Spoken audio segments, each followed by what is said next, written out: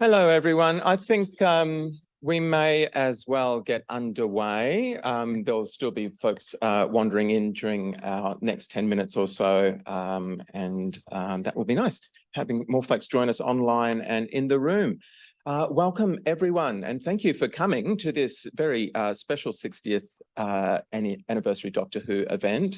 I'm Stephen Carlton. I'm the chair of the Centre for Critical and Creative Writing, and we are co-hosting this event with our wonderful colleagues at Auslit. I just wanted to thank Katrina Mills in advance for all of the extraordinary work she has done organising today's event. I would like to acknowledge the Yagara and the Turrbal people, the original custodians and ongoing custodians of the lands on which we gather, and pay respect to their elders, past, present, and to pay respects to all First Nations people joining us either in the room or online, acknowledging those connections to country since time immemorial, in fact. So the 60th anniversary, we've got a range of truly illustrious speakers, many of whom we can see on the screen right now, and a couple of whom are in the room with us. And we have a guest keynote in the middle of the session with, we're very lucky to have Mark Strickson joining us, the former Vislaw Turlough. Very exciting. The talks will run for between 10 to 15 minutes. They're lightning talks, 15 minutes, including question and answer time as well. So I don't have a bell to ring you off, but for those on Zoom, we've got a Dalek. We'll exterminate you after 13 and a half minutes. That's it. You'll be vaporized. For those of you on Zoom land, maybe I'll just kind of stick up a hand or something to let you know if you're approaching that 15-minute time. Or maybe actually I might communicate through chat. That might be the easiest way to do it. Thank you for those comments that are coming through now as well. I'm not sure. Can you folks see the room? Can I do that? We've got a Dalek. I don't know whether you can see me. There's a Dalek and Peter Davidson's costume is there. And we have a Cyberman and K9 down on the floor with us. So I really don't know what you can see. But anyway, we're decorated here. For those in the room, the only other housekeeping to let you know about are that toilets are in the room behind us. And at 10:30, we will have a morning tea. We'll be happily providing that morning tea to you all, and that will take place outside. So we'll gather you there. Those at home, if you could just make sure that you're speaking into your microphones as well so that we can hear you. At the moment, the room's microphones are turned off, but we'll turn them on when we have an opportunity for Q&A if people are wanting to answer questions from the floor. So without further ado, then, I will introduce a couple of minutes early our first speaker, who is Jo Alderton. Jo is an award-winning writer of speculative fiction, children's books, and creative non-fiction. Her most recent short story collections are Inanimates, Tales of Everyday Fear, and The Art of Broken Things. She's currently undertaking a PhD in creative writing here at UQ, where she's attempting to use speculative fiction to write memoir and having far too much fun in the process. Jo, I'm going to I've got to share that, don't I? So I will zoom. Oh, hang on here. Maximize, share screen, and give you. Great. Okay. And I will just signal furiously to you if you run for 17 minutes. I actually have a bell. I should have brought it. Thank you. Thanks so much. Hi, everyone. Very exciting to be here. So yes, so I'm Joanne. Please, everyone call me Jo.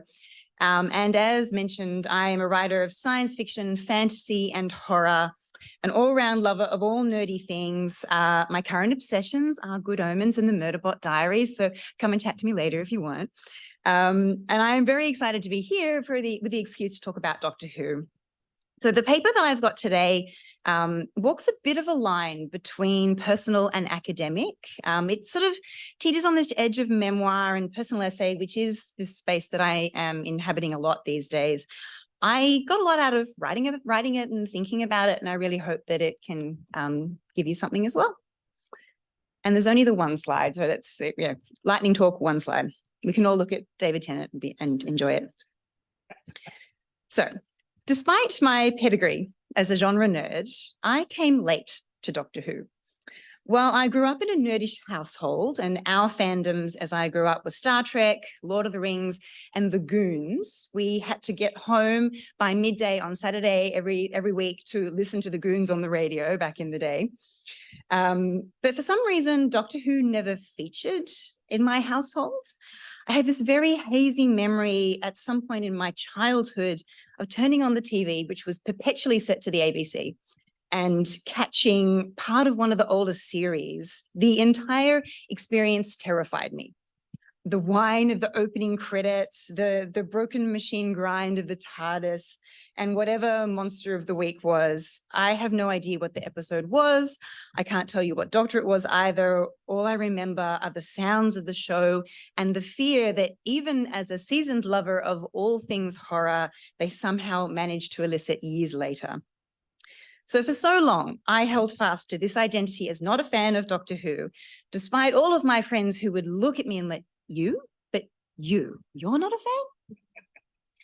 But then, and I did warn you that this was a personal essay, it's going to get personal. So as my marriage began to fall apart, I agreed to a weekly gin and Doctor Who night with a friend who lived a very convenient 5 minutes down the road. And it turned out to be exactly what I needed. The home that I had built, right? The world that I thought was mine, it was fading in and out of space and time right before my eyes. And maybe it was the intensity of that situation, or maybe it was the fantasy of escape, but I fell for the doctor and I fell hard. And it helped me in a way that nothing else at that point could. But why would an attachment to a fictional character like the Doctor give me solace? How does identifying with any fictional character help us through difficult times? And that is what I want to talk about today through this lens of Doctor Who. Thomas Pritschka defines empathy as a vicarious, spontaneous sharing of affect, which is provoked by witnessing another's emotional state, by hearing about another's condition, or even by reading. Creating empathy with any character, not just seemingly immortal Time Lords, is something that storytelling excels at. But there is an obvious difference between empathizing with a real person and empathizing with a character, given, and this is a quote, and this is possibly my favorite academic quote I've ever found, that persons exist, characters do not. If empathy is matching an affective state of a target, we might assume that it's more difficult to do that if the target doesn't exist. But, and this is also Pritschka, as he goes on to say, there are many mental activities such as imagining, simulating, and so forth, which do not require the physical existence of their objects. So their realness might not even be relevant. The only difference is the way we acquire information about their affective state, whether it's by reading a book or watching a show, or instead of through interaction with another person. So if, in fact, empathy with characters and empathy with persons involves the same psychological processes. Narrative not only helps us identify with imagined people, but it has long been celebrated for the ability to help us identify with an other, with someone with a different experience or worldview than our own. Someone like, say, a Time Lord. I think that it's fair to characterize the Doctor as the ultimate outsider or other, something completely inhuman and impossible for us to really understand. Wandering space and time, his home destroyed, his people gone. He may touch the lives of his companions, but their existences are so brief compared to his own that those connections are necessarily light. In the days and months immediately after my marriage ended, I knew exactly how that felt. My home was destroyed, and I was the one who did it. I was surrounded by friends and invited into their families, but no matter how kind their intentions, I never really belonged. I touched the surface of their lives, and I was really grateful for that chance, but I knew that I would always have to leave. I was loved. I was supported. I knew that, but I wasn't one of them. Over those gin-filled nights, I began to feel similarities between my situation and the emotional responses of David Tennant's portrayal of the 10th Doctor in particular. And I'm thinking of the lonely God or the lonely angel persona. Or maybe I felt like he would understand me as his arc progressed with that deepening grief over the loss of home, loss of companions, and even that starting to teeter on the edge of a loss of self and self-identity. I felt his hurt as though it was my own. And in that, I found a kind of companionship. Because, as Erin James puts it, one of the essential requirements for character identification is a certain humanness, I wonder, I've written belief, but I'm not sure I believe. I wonder that, as Kevin Decker says, and because an explicit stress was laid on the emotions and the relationship dynamics between characters, especially between the Doctor and companions in the New Who era, I wonder if that helped me and helped my identification. If an affective state is not displayed, as is perhaps the case with the more reserved earlier Doctors, empathy with the protagonist can become more difficult. Kevin Decker again tells us that we have, over the more recent seasons, seen the Doctor's character evolve towards more positive relationships with his mostly human companions. This does, perhaps, have the effect of making him more personable, not human, but rather empathetic. Decker goes on to say that while Tom Baker and Peter Davidson dramatically underplayed their farewells to companions, the post-Gallifreyan Apocalypse Doctor, especially Eccleston and Tennant versions, often display cosmic angst corresponding to his utter abandonment. And it was this cosmic angst that I think resonated so strongly with me. While I am not at all ready to characterize my own angst as anything as grand as cosmic, I too was going through a period of significant change, one difficult and one painful, but ultimately renewing. A Time Lord with the spectre of regeneration hovering over his head understood what that was like. A Time Lord who loved and lost over and over again, he got it. If, at the time, I could have stolen a TARDIS and run away from what my life had become, what I had done to it, I would have, without question. Would I have had the same reaction if my friend and I had started our regular Doctor Who nights with the earlier seasons? We started with New Who. We started with 9, with Eccleston. Honestly, I don't know. I have wondered this. I still do not quite have the same attachment to the older seasons, whether or not it's that childhood trauma sort of coming out of accidentally catching an episode and being terrified. But I still don't have that same attachment as I do with the New Who. But honestly, without somehow being able to pop back in time and altering a few key details, it's impossible to say, and we're never going to find out. So despite coming late to Doctor Who, I now very strongly identify as a fan, 100% not an expert, a fan. And this journey began in those gin-soaked evenings. Because even though I felt alone, and even though I identified with a fictional character in a deeply cathartic, possibly bordering on slightly obsessive way, I was not, in fact, alone. Not at all. Fans are, to quote Matthew Hills, which I'm now slightly awkward about, somebody who is obsessed with a particular star, celebrity, film, TV program, or band. Community plays a vital role in fandom too, and as Kim Wilkins tells us, because while individual fans may have a quite intensive, effective investment in a genre world, that genre love is shared between people, strengthening social bonds and engendering a sense of affinity that builds community. Fandom and its community also helps us examine and explain why we love a particular text or show. We might each have our personal reasons for loving a character, but we lean on communal discourse to help articulate it, which is like exactly what we're all here to do today. Sometimes that community is small, or at least our introduction to fan spaces can begin that way. The friend whose gin I was drinking, whose couch I was sitting on, whose considerable collection of DVDs I was watching, was obviously with me, like right next to me. I did not fall in love with the 10th Doctor on my own. I did so with her companionship. We didn't talk much about what I was going through emotionally at the time. To be fair, I would never do that anyway, no matter what. And I was not in any state to do so at the time. Even though we were very good friends, and we realized we have known each other for 25 years at this point, like now, not back then.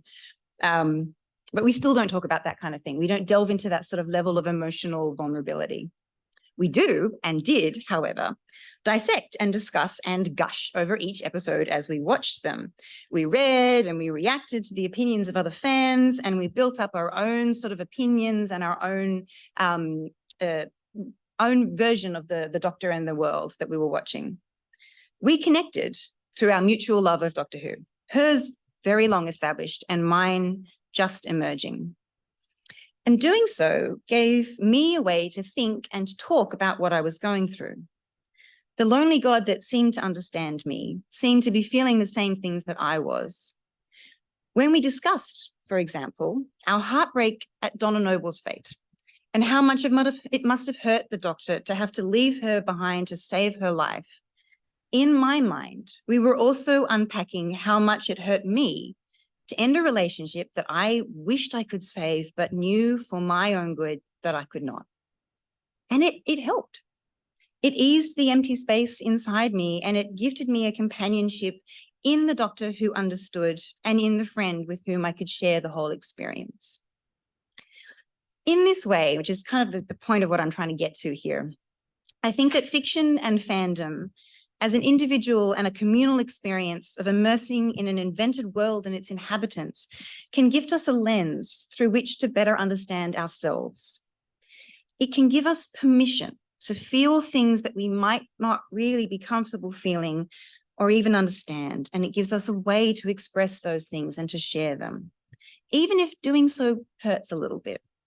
Matthew Hills, again, says that the personal, the heart of the self, and the core of our cultural identity as we perform it is always borrowed and alien. So it's no great leap to imagine that I borrowed from the Doctor a way to comprehend an element of my personal story that I was at the time still grappling with. There is something bittersweet about identifying with a lonely God, but I found solace in that companionship, however fictional and no less real. At the end of each evening, as I walked home alone in the dark, I imagined catching sight of a blue police box utterly out of place on Sydney streets. At that point in my life, I would not have hesitated to step inside, and let's be honest, I'd do the same today. The difference is that now, once our adventures are over, I'd ask the Doctor to take me home again, because now I have one of those again. And I'd thank him, once we got here, for keeping me company in my journey to create it. Thank you.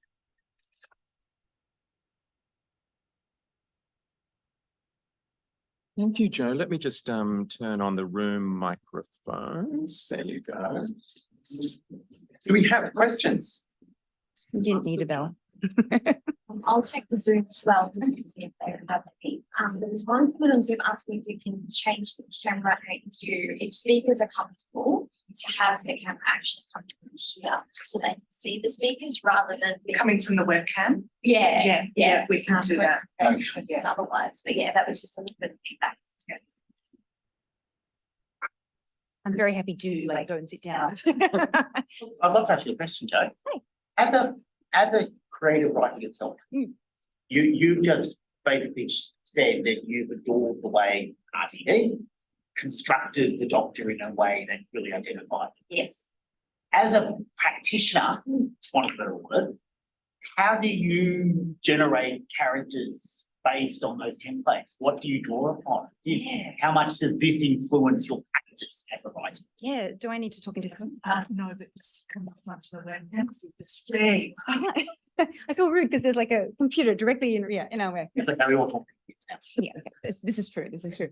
That's actually it's a really good question. I have a particular tendency in my own creative writing practice to write difficult characters, characters that are not necessarily easy to empathize with, for other people to empathize with. Like I completely invest in them and empathize and understand them to the point that you ever can another person, whether or not they're real.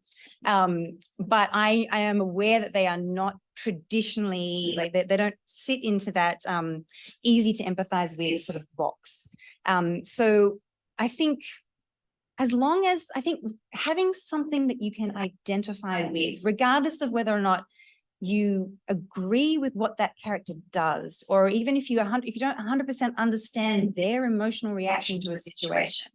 I often find that characters that people describe as empathetic are, in my mind, they come across as melodramatic because I just I don't see that level of emotional reaction as feeling particularly organic, but that's entirely me. But as long as there is something within them and their experience that I can identify with, even if I don't agree with that thing, I understand why you did this. I still think it's the wrong choice, but I understand why you did this. That's, to me, that is the key of creating a character that someone can at least care what happens to them, even if you don't completely agree with anything. Yeah, they do. I don't know if that helped at all, but yeah, I think I don't tend to look at the Doctor Who and think, okay, I will pick a template from this, but I will find something in that character that particularly works for me. So and obviously New Who is my mainstay, but the Doctor, the shades of grey that the Doctor shows, the moments of darkness that sort of come out, those I particularly love. And so those are things that definitely happen in my characters. I think that's our time that's our 15-minute allocation for you, Jo. Yeah. Thank you very much. But that's a neat segue to character. Thank you. Thanks very much, Jo. I'm talking about the that hope to see the police boxes reminds me of heading to, my son would hate me sharing this anecdote, so don't tell him. But we visited London when he was at the very peak of his Doctor Who fandom, and he was just on that cusp of adolescence. He was 11, and he said, "Dad, I know that it's fiction. I know that the TARDIS isn't real, but do you think we'll see him appear anyway?" It's like, oh yeah, maybe we will. I don't know. I didn't want to spoil that for him. Okay, our next speaker is Kieran Tranter, who is talking about character in Doctor Who. Kieran is very generously joining us from across the river from QUT. Professor Kieran Tranter is the Chair of Law, Technology and Future in the School of Law at QUT, and the founding General Editor of Law, Technology and Humans, and the Director of the Human Technology Law Centre. Kieran researches law, technology and the future. Drawing upon the humanities, he explores how humans legislate, live with, and are changed by technology. His research often engages with cultural narratives that connect humans, law, and technology across time. The goal of Kieran's research is to shape humanity's technological future to be better than its technological past, which sets him up beautifully to be a Whovian. Let's share. I go back to there. Oh, no, I need to open it first. This is me taking up 2 minutes of your 15 minutes. Apologies.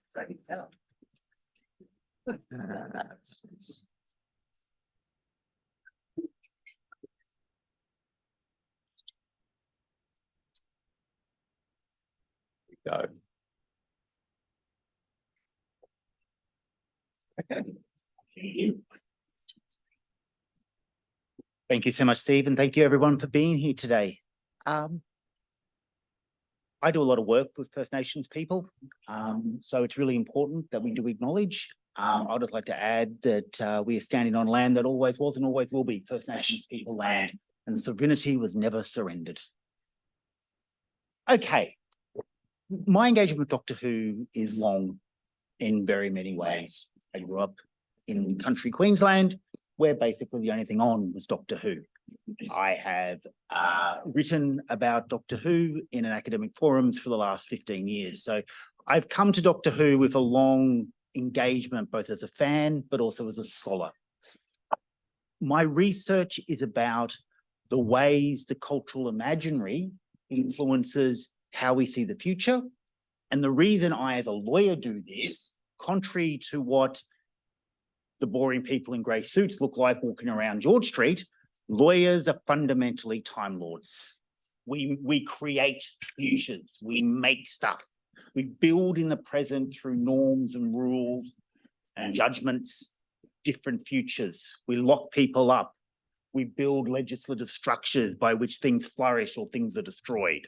So there's something fundamentally for me is the practice of law that is deeply entwined with deep, essential issues about order, future, and storytelling. So let's get to Doctor Who. My methodological background comes from a very strange and bizarre little sub-discipline within law called cultural legal studies. In fact, we're having a conference on it across the bridge in 2 weeks' time. You're all welcome to come. Cultural legal studies is all about understanding cultural artifacts as revealing of legality. By legality, I don't necessarily mean that there are representations of lawyers or courts, but there is a representation of fundamental issues that we deal with in law: justice, order, sovereignty, power, death, life. These are the things that lawyers mix up in their boring offices every day. They don't realize they do, but they do. And legal theory has basically begun a task, and has always been a task, of trying to render the bloody violence of law, the alchemy it has with life and death, visible to the practitioners. And this is what gets me to Doctor Who. So there's very little law in Doctor Who, notwithstanding the blue police box.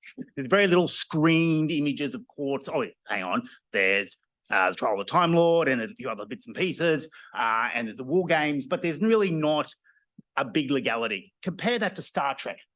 Prime Directive, court episodes every season, lots of discussion about rules and does the Prime Directive apply? Now, it never applies. Prime Directive does just normos, and we just argue about it. And really means the captain can do whatever they want. But there's a much greater surface legality in Star Trek. But in Doctor Who, there's very little of that. But there is fundamental issues constantly represented: responsibility, justice, order, and particularly two that I'm going to talk about very shortly. The purpose of this paper was to actually explore post-humanism. Humans are boring. As we know in Doctor Who, and the Doctor is really interesting because it has a predominance of non-human characters. Saying that, the Doctor is very obviously very British, but aside from that, at least intertext or inside the text, very much a non-human characters, and predominantly, apart from the broadcast present human connection to audience called companion, there is often a lot of non-human characters. And I got to think about the role of the science fiction connection in post-humanism, particularly in some of the foundational works on post-humanism, like Haraway and Hales, and how their go-to was always science fiction and science fiction imaginaries as a starting point for trying to think about what it looks after the human. By the way, thinking about who is a human is fundamentally a question of law. We legislate what is human, what has legal personality, what is not. We constantly are making that. So there's something deeply legal here. We need to reimagine who is human, what is human, and how is human in our present. It is one of the great issues facing us. The crisis around ChatGPT only exists because there is something disconcerting about what is actually a very boring and very established large learning model, just regurgitating crap from the internet back to us. But there is something deeply uncanny and heralded by the science fiction archive of the AI that we are engaging with around all this ChatGPT hype. But in particular, in the paper that I do, I want to explore two what I call legal continuums of the post-human that are constantly emphasized throughout the archive of Doctor Who. One is the law of horror. How the law of horror is essentially the juxtapositioning and the transitions between the uncanny and the mundane. Then there's another one that I want to look at, which is what I call the law of law. The most fundamental issue in legal thought is the precise relationships between nature and the posited, between what is made, what is artifact, what is human, and what is eternal, divine, natural, something beyond the made and the artificial. This is the fundamental dispute in Western jurisprudence that's been running since the Greeks first started talking about this. So the distinction between a nature, a justice to which law is accorded, and law as merely power within a community to order itself as it sees fit. For me, when we look at the non-human characters in Doctor Who, there tends to be four templates, four exemplars: the monster, the cyborgs, the zombies, and the gods. I want to only talk very briefly about a couple of these because I identify that they move across different ways through these two continuums. The monster is the most obvious and reoccurring trope in Doctor Who. It's why we watch it from behind the sofa. The cyborg, these two gentlemen next to me here. The zombie, which in Doctor Who, we don't get that many of the Dawn of the Dead zombies, but we get the classic Haitian zombies all the time, the entity under the control of others.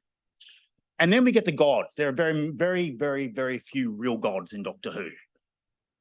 Gods, but there are things, most gods turn out to be either monsters or aliens in disguise or some sort of illusion.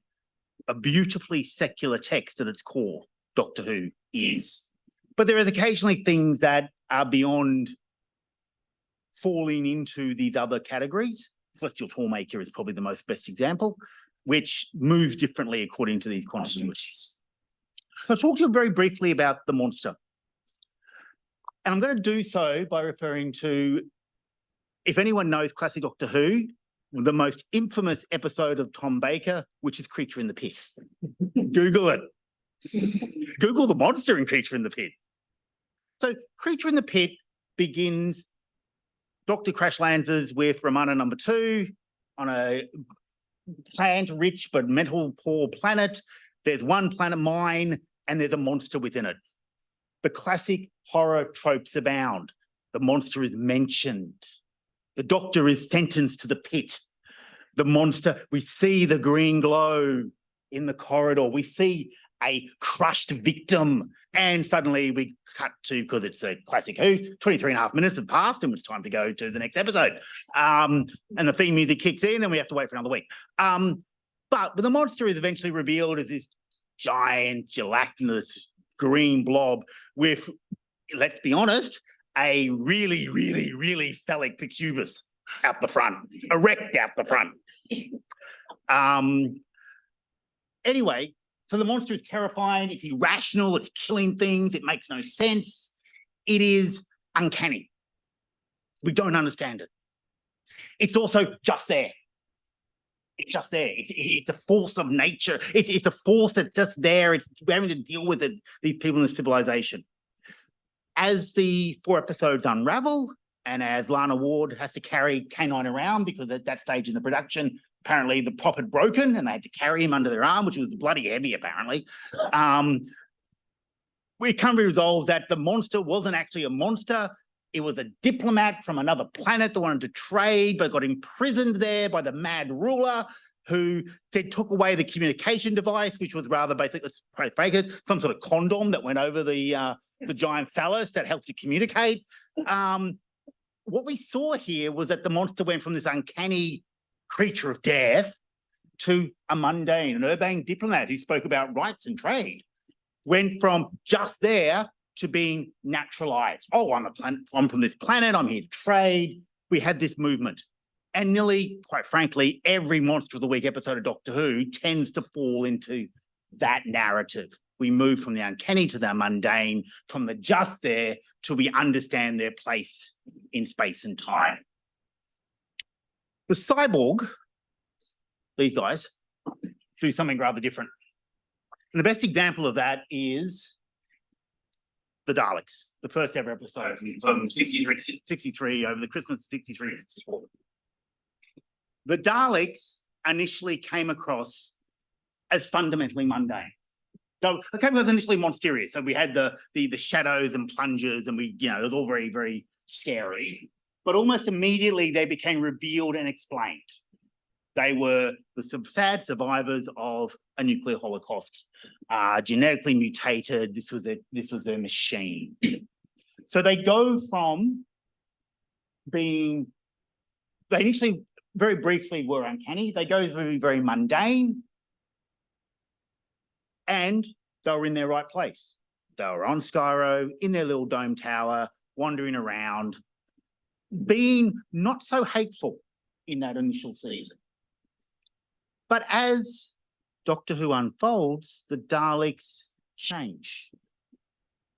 They go from being known and located in Skyro to being everywhere. They keep coming back. They have a chance to explode for civil war, simultaneous combustion by the millions, but yet they always return. They go from being quite known, cyborg, survivor of nuclear war, in a traveling case, to some sort of uncanny thing that's just this feared thing in the universe that keeps reoccurring whenever ratings are low. So it keeps reoccurring because they just do. They also then go from natural in their time and place to being just there, this calamity of the universe that constantly happens.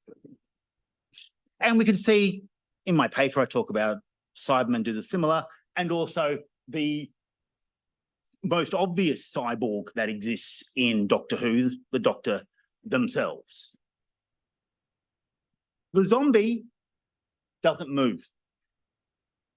The zombies, when they represent Doctor Who, and remember I said most zombies in Doctor Who are the classic Haitian variety, an entity who's been overtaken by the consciousness of another. These ones, we normally always see it happening. So it's known, it's mundane, it's understandable, and it's always just happened. It's an artifact. It's positive.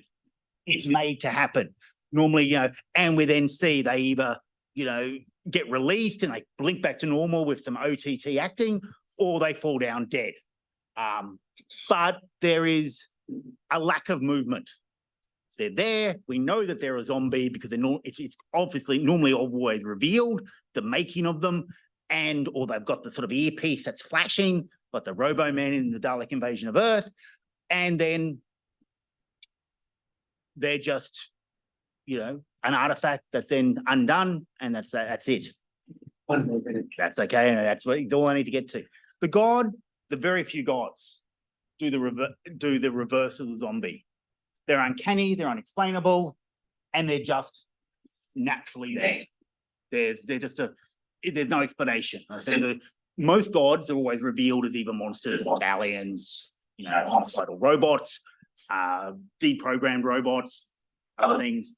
But most of them are just, the few that are actual unexplainable gods are then just not. Just want to finish with some reflections that are in the paper. So as I said, issues of agency, autonomy, responsibility are fundamentally always questioned. It's why I, as a legal theorist and a cultural legal studies person, constantly engage with these issues within cultural texts, such as Doctor Who. Court of law, though, as Robert Kober has said, is the forming of stories, of narrative and storytelling, something that we didn't need to go to the Western jurisprudence tradition to understand. Our own jurisprudential tradition on this land told us that fundamentally that law is about telling stories and singing and connecting through narratives and song. The Doctor Who pantheon on the not human representations bring to the forefront alternatives to the Western tradition of what is the human. The post-human decoded through Doctor Who suggests possibly that being a monster. And one of the things I talk about in my paper is that these cyborgs never leave bodies. They constantly just inhabit bodies and move on. But the monsters always either they return to their place or they die and the Doctor sadly looks upon them. They leave a body. There's a materiality to the monster that is possibly preferable to the will of power of the cyborg and the inertia of the zombie of God. Thank you very much, guys.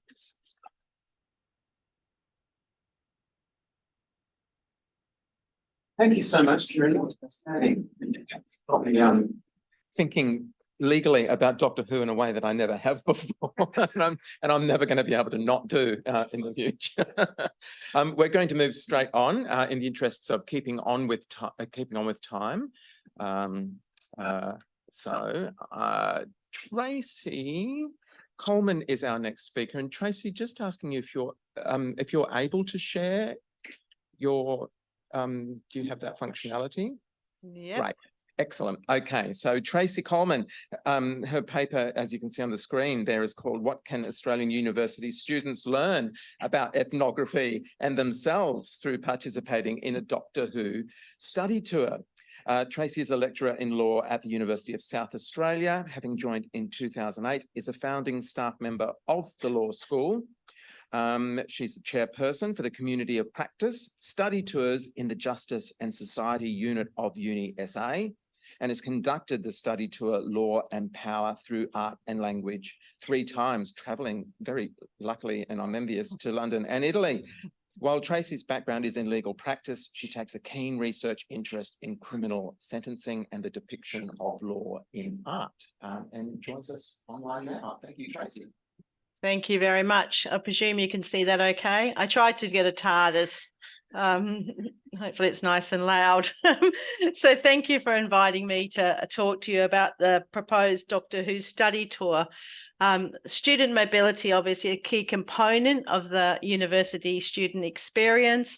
And the following study tour has been organised, and I present it to you today, the key elements of the study tour and what the sort of outcomes we're looking for. So it is being presented to you as a committee of what is being proposed. So I've taken a sort of slightly different angle to it. I'll also address the risk management that has been put in place for the students. So the 3 main components of the proposed study tour are the academic component, the life experience component, and the focus of this presentation is the ethnography of it. So connecting and immersing the student into a world to observe it and to be, understand it and to see what has caused this community to be like it is. So as you can see here, Spradley suggests it's activities appropriate to the situation and to observe activities, people and physical aspects of the situation. So we want the students to participate, interact with the study tour, which is proposing to go to a number of planets within the Doctor Who universe. The other main theme that we want to get out of the ethnography study is actually the connecting to the ethics and to reflect on the ethical decisions that are made. So our study tour is visiting 5 planets of Doctor Who. We have Gallifrey, Skaro, Khan, Mondas, and New Earth. And it is part of choosing these 5 planets is to develop independence and resilience building in the students. And they're one of the main keys. And the studies are showing that study tours now have very good impact on student resilience and mental wellness. And that's one of the growth areas obviously required. We're very lucky that on this study tour, we're able to fit 5 planets in because the Doctor has actually offered us the TARDIS to transfer the students between. So we thank the Doctor very much for that. So the basis on that the doctor is escorting our travelling, we are commencing at Gallifrey. And thanking the 10th Doctor, he's allowed us to visit Gallifrey as it was before it was destroyed, and to see a civilised community that's advanced in its technology, and to view and understand how an advanced technology planet can be destroyed. But interestingly, we have arranged on Gallifrey to visit Sector 6, the Time Lord Academy, and the Sector 8, the TARDIS repair shop. And we're also visiting the Assembly Room, High Council, and the library. And we're actually having a presentation on the time vortex and how that was created. Now, what we want the students to actually immerse and reflect on in this time is really, as I said at the beginning, how a civilized, highly performing society can collapse, which we have seen throughout Earth's history, and to connect and see how this actually, how ethnography has an impact and how culture has an impact on communities and planets not surviving, and how you can have a rise of someone like the Master who does have an impact on a planet. From there, we actually go and see again a similar destruction. So we do have some risk management for Skaro. We are providing anti-radioactivity drugs to the students to ensure their safety. And the aim of travelling to Skaro is actually for them to understand and see the devastation of following a biological and nuclear war.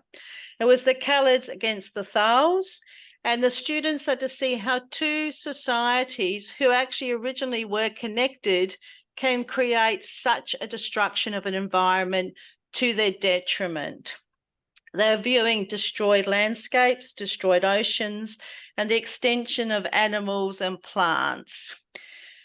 Also in this is on reflection of the impact on the environment, is also the rise of power into the wrong hands through the nature of war.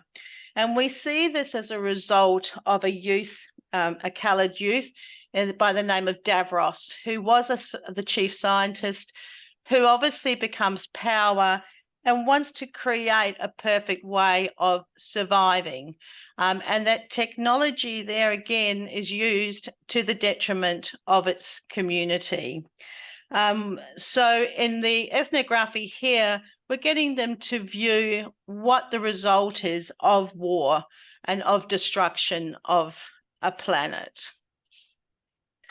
Following this, we actually go and see the alternative of a woman's society, a female society in the Sisterhood of Can.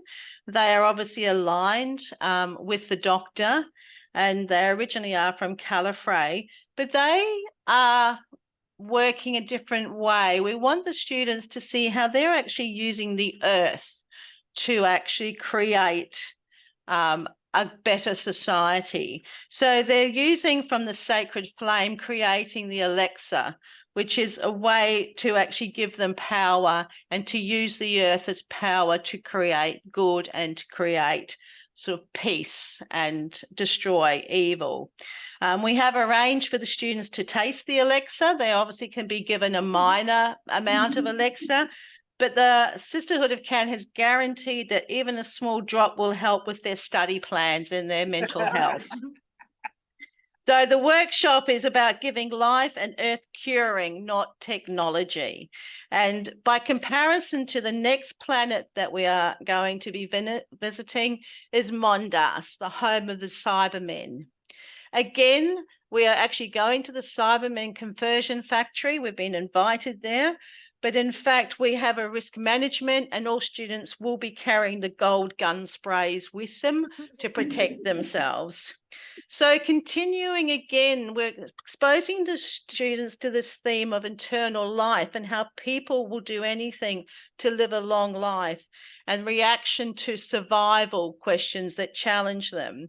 But in this situation, we want them to really review the use of technology and how it can be used in a disastrous way, and that technology has actually been developed to remove emotion to actually have the person survive longer. We feel that they can actually connect with the rise of a technology at the moment and how it might be used in the form of artificial intelligence. So we think it's quite relevant that they actually do go and see the Cybermen and understand what makes a society convert to using technology to such a way that it's detrimental. Following this, we come back to New Earth, and we're in the year 5,023,023. And we obviously want them to see the future and to see the interaction here of the species and how that can actually help in relation to the world being a better place and understanding each other, and therefore may help with the position of wars. And then as people interact between species or between races, that we have gained better understanding of the world. We do have a guest speaker in the Sisters of Plenitude. They have agreed to come and reflect on what we're willing to do to actually cure all diseases. You know, are we actually willing to sacrifice? Is it justifiable to sacrifice life or a few to save many? So there's a double element to New Earth study tour and visiting New Earth. We will have full pre-departure briefing dealing with the shock of culture and how to respect and challenge the cultures that they will be visiting. We obviously want the students' outcome to really think ethically about some of the decisions these planets have made and what they've allowed for people to develop, and the action that has come out of decisions made, and also the allowance of certain types of power to rise. I think I've been a bit quick, but I will just end on the note that we actually have just received the bill for the insurance cover for this tour, and it's very, very expensive. So thank you very much. Thank you, Tracy, so much. That was fantastic. I feel a National Teaching Excellence and Innovation Award coming on. Yes. I just have to say my one to London, Italy actually goes next Thursday, and the stress level for that's bad enough without taking them to Doctor Who planets. So hopefully that was a bit of fun for you. It really was. We've got 2 minutes actually, so we have time for questions if anyone has them via chat or in the room. I'm curious about the visuals, Tracy. Like, how are you physically? How are you physically, visually taking students to these planets? In the TARDIS. It's easy. That's why you can fit more in, because it's a quick transfer. There's no 24-hour flight. So, have you got a VR department close to you? Yes, yeah. No, we're really going. Brilliant. Okay, I think that's our time. Thank you, Tracy, so much. Sorry, was there a chat comment? There are chat comments there that I can't see. I just also point out that Captain Jack has joined us behind me. Excellent. I'll be there. Thank you. Great. There are comments of endorsement on there rather than questions. So we will move on. Oh, there is Captain Jack. Okay. We'll move on to Jan Eldridge next. Hi there. Hi, Jan. And are you, do you have screen share functionality happening for you? Brilliant. Okay, so Jan's paper is there anything you can't teach with Doctor Who? Jan Eldridge is currently a professor and the current academic head of the Department of Physics at the University of Auckland. Her general research concerns the lives and deaths of stars, from those in our own galaxy to those in galaxies at the edge of the observable universe. She often says that being an astrophysicist is as close as she can get to being the Doctor, exploring the universe, showing people how awesome it is while trying to make it better. Over to you, Jan Eldridge. Thank you very much. Kia ora koutou katoa, everyone. I hope you can hear me okay. Yes. So I just want to thank Catriona and Marcus for allowing me to talk today. And I thought I'd submit this talk because I've used Doctor Who for so many years, educating students in physics. I just, wanted to share the fact that you can use it and maybe why can we use it to educate students. I think Tracy's just shown that we can definitely do that. And it's now I've got 121 new ideas. So thank you for that talk. So I've just been introduced. Hang on.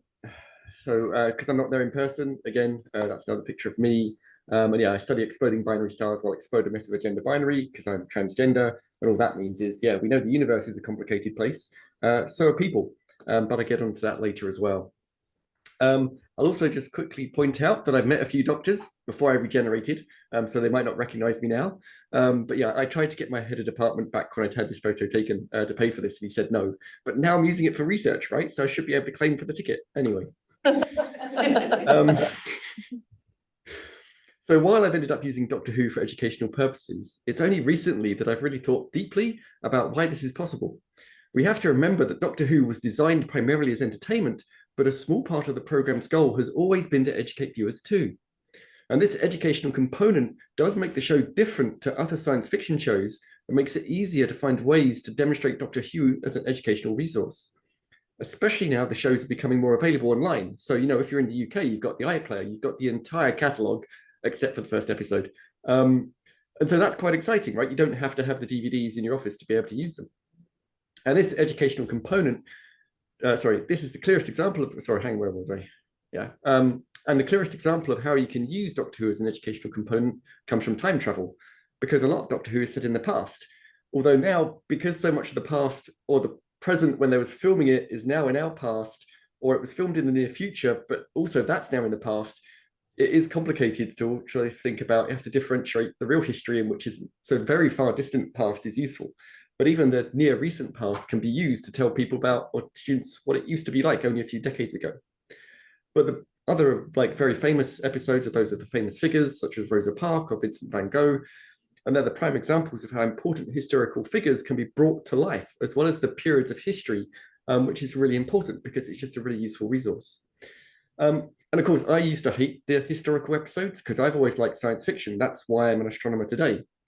But it is interesting because, the more you grow up and you learn about all the things that went on in history, you just want to learn about them.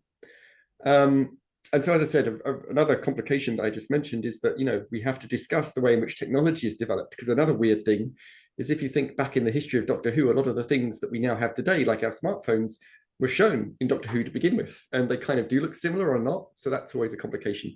And I'm glad you've got your K9 there, because I still want a proper K9. When we've got one of those, then we know we're in the future. But now I'm just going to show you a few other examples that I've used, similar to, I think, how Tracy's just shown you an excellent example of how we can use Doctor Who to do some education. Now, this morning, the first thing I did was actually talk to a bunch of physics teachers in Auckland, because they're here for their annual conference where they will come to our university to talk about being physics teachers.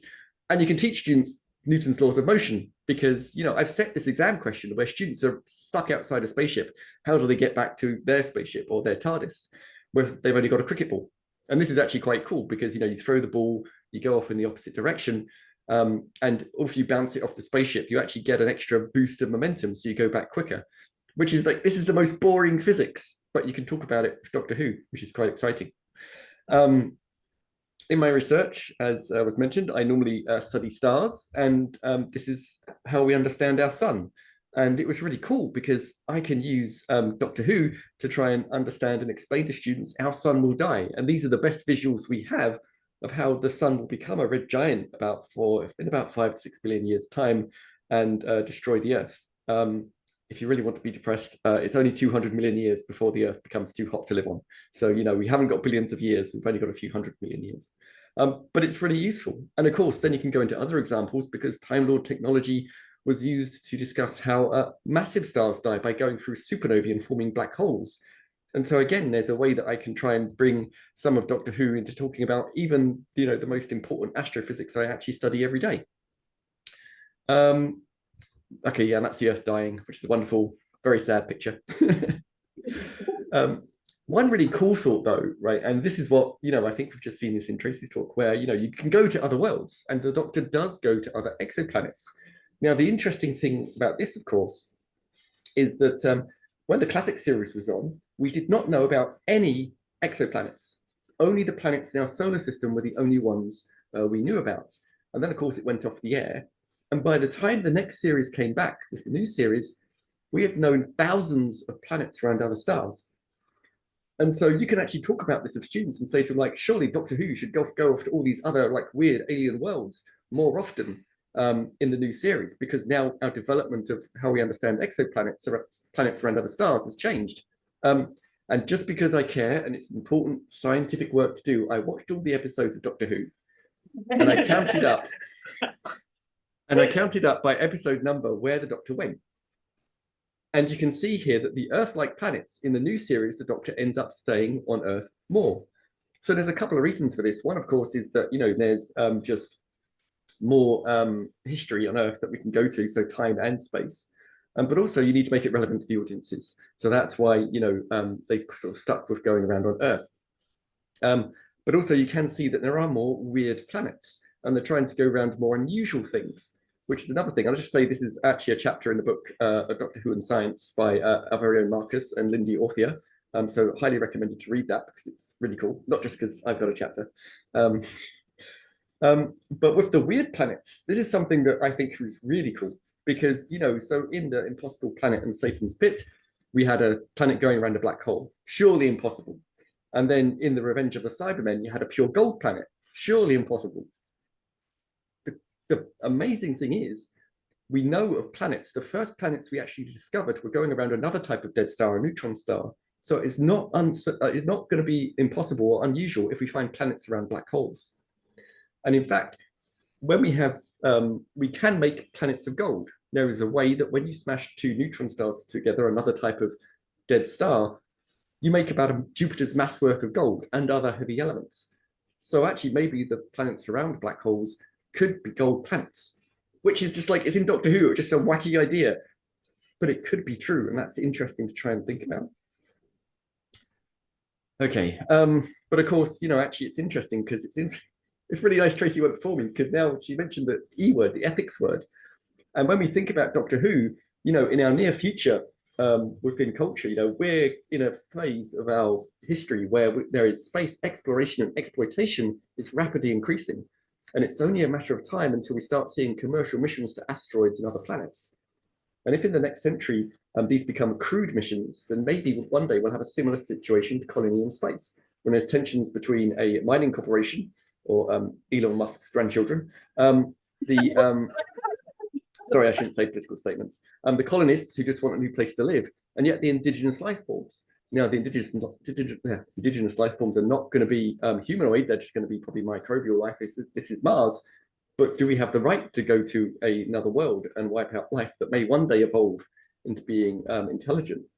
And it's just that ethical question of making students think about it is a really interesting thing. And that's what I like about Doctor Who and how you can use it as this like thought experiments. And like you can say, okay, what happens if this changes in this way, which I think is really, really cool.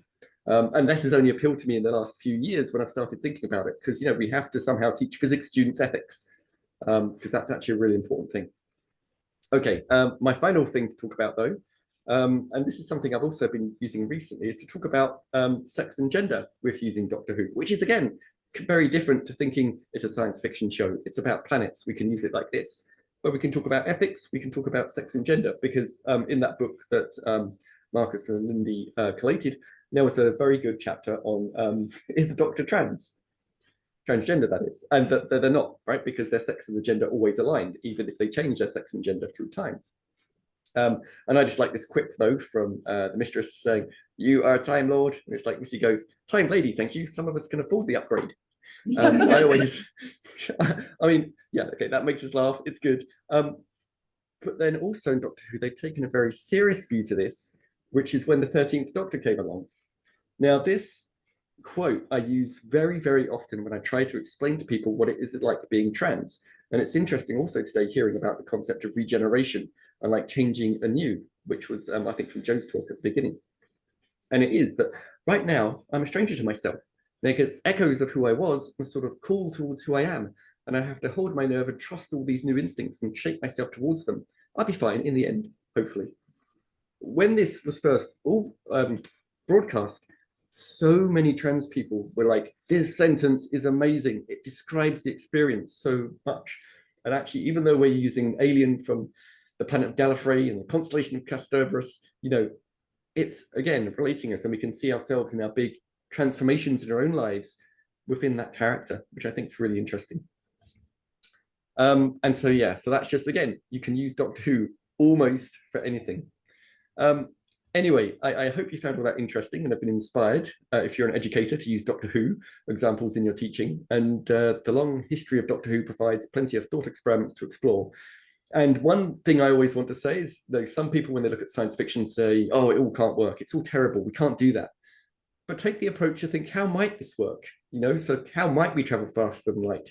And that's actually quite cool, rather than trying to say it's all rubbish, because you actually learn something, and it's fun trying to build something rather than just knock it all down.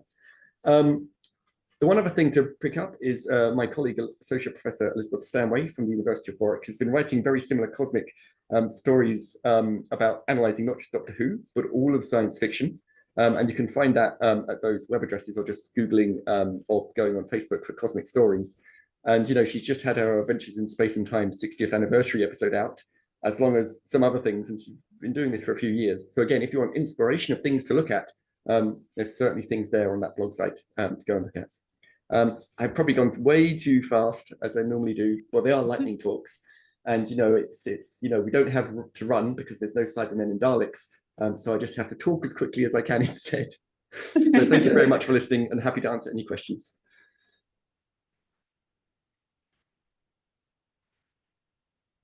Thank you so much, Jen. That was brilliant. I don't know about using Doctor Who in my classroom. I want to, but I think I want to be in your classroom. The most amazing, I was thinking as you were talking about using that technology as a teaching tool, I think the thing that we could never foresee in the classic era was actually being able to use BBC technology as a teaching tool. You know, cardboard egg cartons and wobbly papier mâché, but the graphics have most definitely improved, haven't they?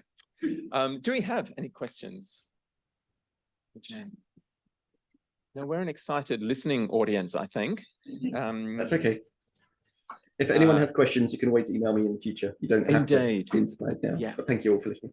Yeah, great. And lots of comments about how much people online are enjoying that as well, Jen. So thank you very much. Brilliant. Okay. And maybe we can share some of the slides as well. Maybe there's a way that we can do that afterwards as well, because I share slides. We can share those of you at online are not necessarily able to see this. I don't think, but people are taking photographs of your screens. That's how inspired we are by your presentations. And our final speaker for this first session is Paige McIntosh. Hi, Paige. Kia ora. Hello, kia ora. And you're able, the share screen functionality is working for you, I take it? Yeah, I'll just get this. Brilliant. You can see the title of Paige's topic there, New Earth, New Body, New Humans, Trans Aesthetics and Tactile Encounters in Doctor Who. Paige is a PhD graduate from Te Herenga Waka, Victoria University of Wellington, whose recent work examines the developing industrial and cultural discourses around authorship and authenticity in trans media. Their research interests include queer media, transgender studies, contemporary film industries, and trans aesthetics. Over to you, Paige. Okay, thank you so much for the introduction. Can everyone hear me all right? Yeah. Yes, great. I'm going to just jump straight into it because it's quick fire. If queer theory's central task is imagining a world in which all lives are livable, as Wendy Pearson argues in Queer Universes, then queer theory must be understood as both, quote, utopian and science fictional, in the sense of imagining a future that opens out rather than forecloses possibilities for becoming real, for mattering in the world, end quote. Science fiction is fertile grounds for imagining alternative forms of embodiment. Queer lives thrive in worlds where normative bodies give way to the weird, the unfamiliar, and the spectacular. Television shows like BBC's Doctor Who achieve this, in part, by animating their futuristic worlds with alien bodies, queer love, and surrogate families. There is substantial research on queer science fiction, but less scholarly attention has been paid to trans encounters in texts like Doctor Who. So drawing on emerging research on trans aesthetics, my paper today analyzes the Doctor Who episode New Earth to explore trans embodiment in science fiction. Focusing on tactile encounters of the body, performances of gendered monstrosity, and the medicalization and dehumanization of the other, I extend my concept of trans aesthetics as a mode grounded in generic hybridity and self-actualization to produce a radical trans reading of a seemingly cis-normative Doctor Who episode. In doing so, I build on Susan Stryker's work on science fiction's monstrous bodies to explore the genre's critical contributions to contemporary trans aesthetics. So Doctor Who, as we've already kind of touched on today, is particularly well suited to trans scholarship. The Doctor's transition from man to woman in the 2017 Christmas special Twice Upon a Time, and this stands out as an obvious example of how trans audiences in particular have kind of talked about and related to Doctor Who in terms of transness. But trans experiences, and by extension trans scholarship, encompass more than just literal gender transitions. As Susan Stryker makes clear in Biopolitics, transgender phenomena is, quote, anything that calls attention to the contingency and unnaturalness of gender normativity, end quote. Given the scarcity of trans imagery and visual culture prior to the so-called transgender tipping point in 2014, trans audiences have historically needed to read between the lines of mainstream media to find traces of trans embodiment. The question of what qualifies something as transmedia is therefore, I think, less to do with literal trans representation than that work's reception by trans audiences. As Damien Hagan points out in their own trans reading of Doctor Who, quote, trans fans have utilized themes of malleability, liminality, and change to interpret non-explicitly trans objects, narratives, and characters through a trans lens, end quote. While Hagan uses this backdrop to examine gender transition among Time Lords, this paper looks towards less conspicuous examples of trans encounters in Doctor Who. So as you all probably know, because I think nearly all of you referenced this episode earlier, New Earth is the first episode of the 2005 revival second season. The episode calls back to Billie Piper's first travels through time and space, most notably with the return of the so-called last pure human, Cassandra, whose body is a piece of skin with a face attached to it. In this episode, she's kept out in the basement of a hospital run by cat nuns who, through human cloning and barbaric experimentation, have developed cures for all human diseases.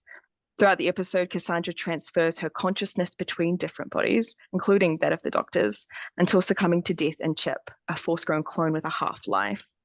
Much of the episode centers on the hospital's atrocious human experimentation and the Doctor running from and then curing the plague carrier humans who inevitably escape containment.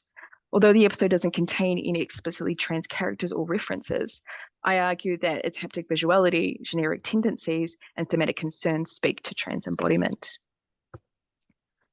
Trans experiences are grounded in tactile encounters of the body, from our embodied experiences of gender euphoria or dysphoria to the visceral trials of second puberty. More so than fields like psychoanalysis, phenomenology acknowledges and foregrounds the tactile experiences of trans subjects, thereby repudiating academia's historical subjugation of trans communities. As Henry Rubin argued in 1998, quote, by recognizing the significance of bodies for the lived experience of the eye, phenomenology can engage with traditionally marginalized subjectivities to speak with the trans subject rather than at them.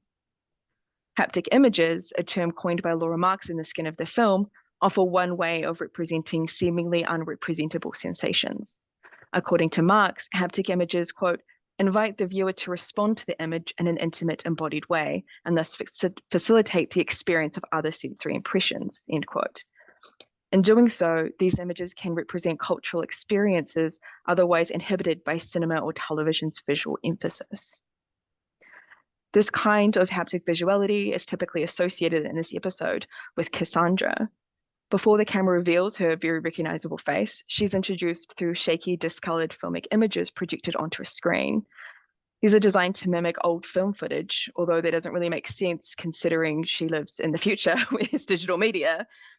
But the images are somewhat coherent and have a tactile quality that evokes feelings of nostalgia. Haptic visuality is associated with Cassandra in ways that more directly speak to trans experiences, particularly her possession of other bodies. Billie Piper and David Tennant model this possession through physical and vocal performances. Cassandra's exploration of these new bodies is represented by roaming hands, the tactile sense of touch, drawing attention to the ways our bodies reflect our embodiment. Moreover, Cassandra's playful reception of David Tennant's masculine Time Lord body signifies a disconnect between gender and appearance, albeit one not marked by tragedy.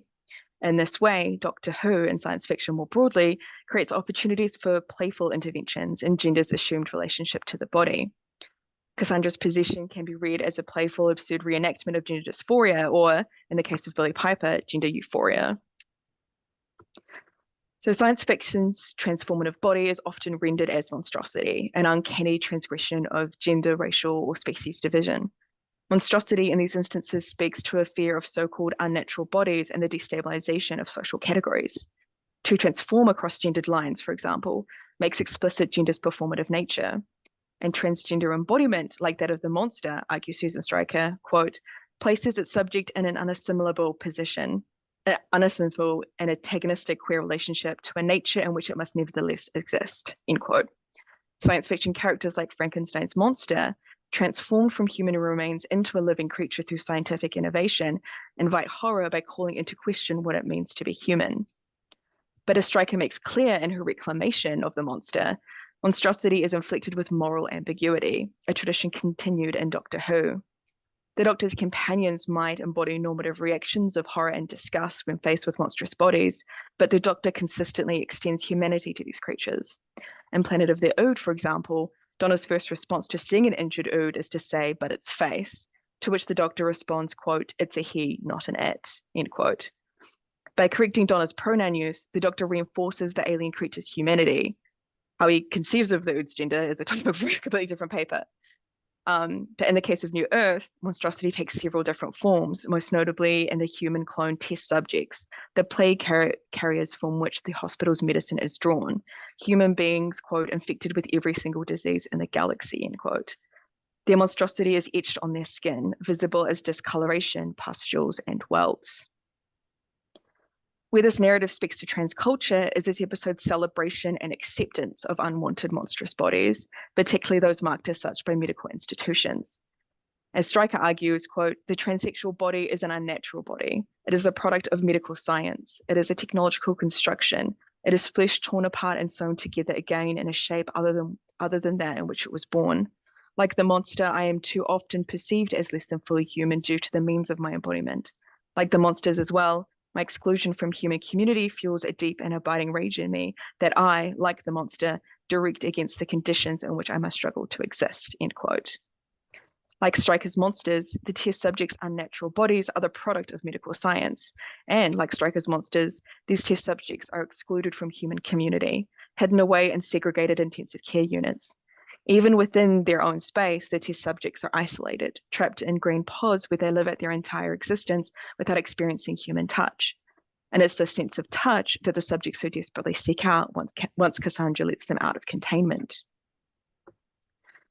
The medicalization and dehumanization of the other is a critical motif in trans culture and science fiction. What makes Mary Shelley's Frankenstein, for example, a classic in these fields, according to scholars, is its focus on the question of what constitutes humanity in a world that promises opportunities for the enhancement of human powers via science, but dehumanizes people through technology. While mainstream cisnormative transmedia always depicts medical transition as the end goal, a goal worth dying over, as in the case of something like The Danish Girl, trans culture has a far more ambiguous relationship with medicine. Medical technology in the hands of corrupt institutions becomes a tool of control rather than a means of freedom. Surgical intervention can be rewarding, but hostile bureaucratic systems control access to it, systems that historically provide medical transition only to those trans people who present themselves as productive neoliberal subjects. New Earth's striking condemnation of medical institutions that pursue scientific progress at the expense of humanity resonate with many of the concerns currently occupying trans scholarship. In this episode, the nuns represent a corrupt medical institution driven by good intentions but given to monstrous actions. To justify their choices, they dehumanize the test subjects. As Sister Jat argues, quote, they're not real people, they're specially grown, they have no real existence, end quote. Critical here is the distinction between patient and test subject. As the doctor states, these guys aren't patients, quote, they were born sick, they're meant to be sick, they exist to be sick, end quote. This is the inevitable end result of dehumanization, its human life rendered as just flesh. Here, medicine and science are morally ambiguous, capable of immense good and monstrous evil simultaneously.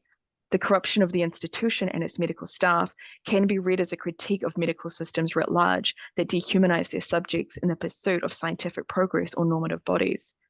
Moreover, the system's reliance on human clones raises critical questions about what constitutes normal human experience, what it means for a body to exist as a tool for medical scientific procedures. Cassandra's repulsion to the test subjects also speaks to the dread of the non-human or the less than human, a dread that scholar Danny Cavallaro argues, quote, encapsulates legion cultural anxieties about the contamination of dominant social classes, privileged sexualities, national values, and whole empires by a putatively deviant and evil alter ego, end quote. Clones are treated as a renewable resource, less than human and therefore not privy to the health care their bodies make possible. In this way, the fetishization of the body into commodity becomes literal. And as social outcasts marked as such by corruptible medical institutions, these clones function as a stand-in for trans communities similarly beholden to medico-scientific institutions. For trans people, surgical intervention can drastically improve quality of life, but the medical system that controls access to surgery often dehumanizes trans individuals. The born in the wrong body trope, for example, demands strict rules around medical transition, forcing trans people into ill-fitting narratives that might ultimately reinforce gender binaries.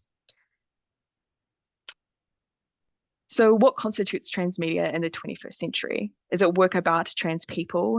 Does it have to be work by trans people? Or can transmedia simply be that which speaks to trans subjects? In my recent PhD, I argued that by allowing the compelling relationship between trans subject and media object guide transmedia's categorization, scholars and critics could undermine trans-screen media's established and problematic history.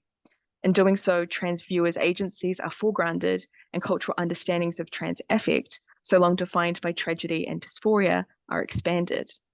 A dialectical relationship between media object and trans viewing subject not only allows trans audiences to reclaim as trans media that informed their trans becoming, but it also helps expand the trans media canon to include work that sparks joy. Doctor Who is absurd, it's joyful, and it celebrates all kinds of embodiment. And for these reasons alone, I think it belongs in the transmedia canon.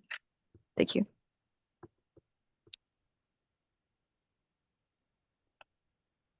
Wonderful paper. Thank you, Paige. Thank you so much. Do we have any questions from the room?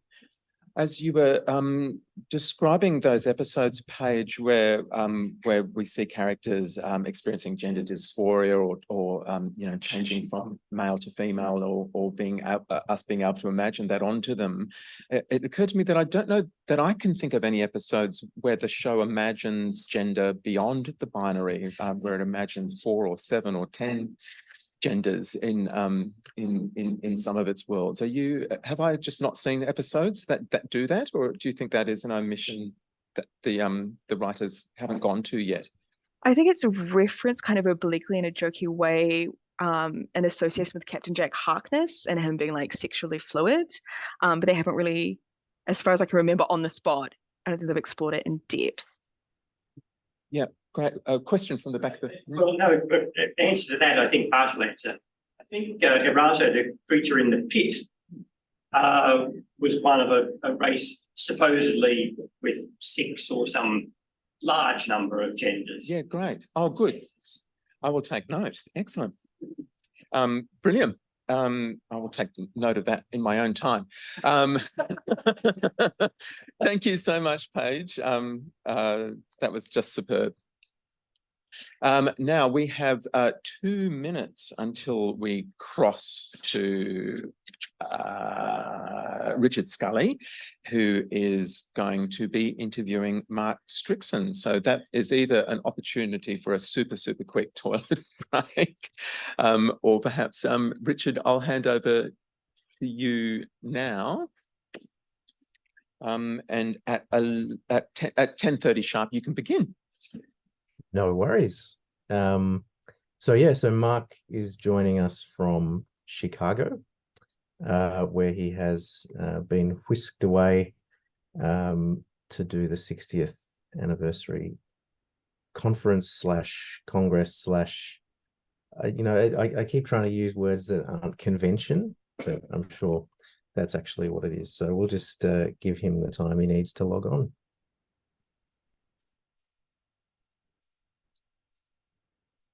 We're just waiting for Mark to join us online.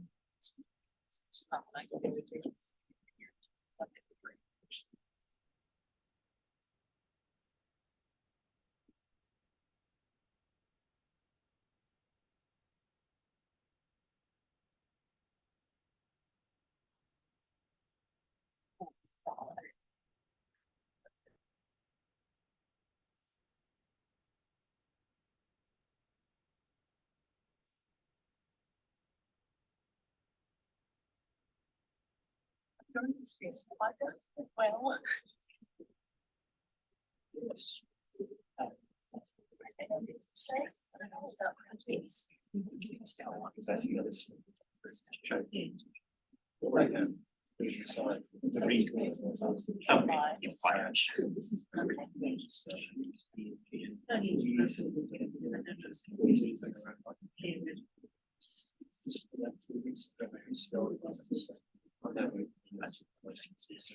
That's right.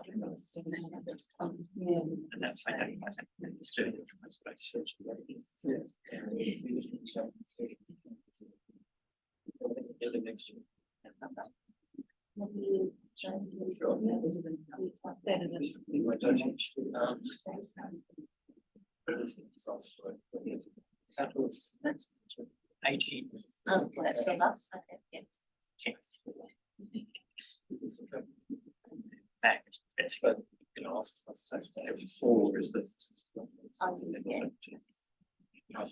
Yeah, that.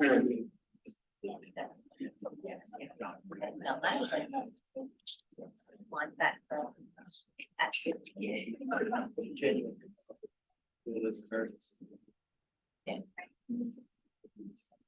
So there's a question, are we blaming the Black Guardians for stress delay? Joined that Zoom, so I've just. Oh, right. Okay. I think we're good to go then, Richard. I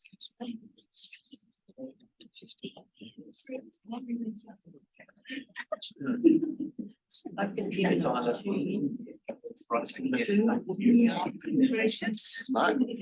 see Mark there on the screen. Hi, Mark. How are you? Sorry, you're still on mute. I'm not now. Oh, good. You are not. That's fantastic. Excellent, excellent team. Very good. Well, look, everybody, it's my great pleasure to welcome Mark Strickson to this event. He is in, well, it's probably pretty cold in Chicago, I'd imagine, Mark. So it's not much colder than it is in Dunedin. We've got That a is polar saying something. blast coming into Dunedin, which is, if people don't know, I live in the south of New Zealand, where Scott and Shackleton set off for the Arctic or Antarctic. So it's pretty cold there. But yes, I think we're due to go down to 4 on Friday or something, and it's currently 7 in Chicago, I think. So it's positively balmy. Wonderful. I'm so pleased. I'm sweating in this ridiculous outfit here. So, but look, just to introduce Mark, I suppose everybody knows Mark in the room. He's known to us as Vislaw Turlough from his stint alongside Peter Davison and Janet Fielding, and briefly Nicola Bryant in 1983 to 4. But he was born and raised in the hometown of the Bard himself, and he's, of course, a graduate of RADA. But aside from that, and aside from a brief time at the University of New England, my home institution in Armidale, Mark has definitely found his métier as the executive producer of 5 to 9 productions. He started that production career with Granada TV in the UK before becoming head of programs at the world-renowned company Oxford Scientific Films, and it was during that tenure that he that firm won not only an Emmy but 2 Wildscreen Golden Panda Awards as well. He's produced hundreds of hours of TV. Most recently, he spent 3 years with Natural History New Zealand before forming 5 to 9, and his regular clients include the National Geographic organization, the Discovery Channel, and Animal Planet. He's got further projects currently underway with the Travel Channel, WNet, ZDF, and in the UK, C4, C5, ITV, and the BBC, of course. It may interest some of you to know, incidentally, that it is due to Mark and his effective discovery back at the beginning of the century, that we have had the pleasure of Steve Irwin as the crocodile hunter. We are therefore indebted to Mark for not just one, but two global pop cultural phenomena.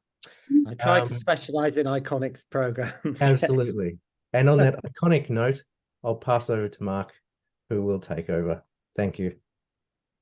Yeah. So that's me. That's why I look so tired. So yes, I'm in Chicago. I should tell you where I am. So I've got I'm at the 60th anniversary of Doctor Who convention in Chicago. And Chicago is the place where the main Doctor Who convention takes place every year. It's always been huge. And you can credit really the American market for revitalizing Doctor Who when it went through a down period. So I'm here with my doctor, Peter Davison, the 5th Doctor. I'm here with Janet Fielding, who played Tegan, who's an Australian girl, and her alma mater was University of Queensland. So you've got University of Queensland with Tegan, and with Turner you've got the University of New England. So it's quite an Australian crew joining Peter. We've also got Colin Baker here, the 6th Doctor, Sylvester Stallone, the 7th Doctor. We've got Katie Manning, who played Jo Grant alongside John Pertwee, the 4th Doctor, and going even further back to the very beginning in 1963, we have Carol Ann Ford, who played granddaughter Susan to the 1st Doctor. When the series started, who was played by William Hartnell in 1963. My goodness, right. I mean, it is extraordinary, the success of Doctor Who, but that I'll come back to Doctor Who. That's not why we're here, but it's sort of we're here to launch a book. That's the whole point of this, really. And we're here to launch, here it is. Academia and Higher Learning in Popular Culture, which sounds terribly serious, but actually it's a very good read. Well, I found it very interesting. So there you go. It's edited by Professor Michael Harms from the University of Southern Queensland. And also, of course, Dr. Richard Scully, who's Associate Professor in Modern History at the University of New England. Please give my love to all at my old alma mater. And essentially, the book is a series of essays written by leading academics that explores how higher education has been represented in the media, in fiction, film, and on TV. And on the back cover, you find a quote from me, which I'll read to you. That might be a good introduction. I'll read to you so you can see the cover and order your copies now.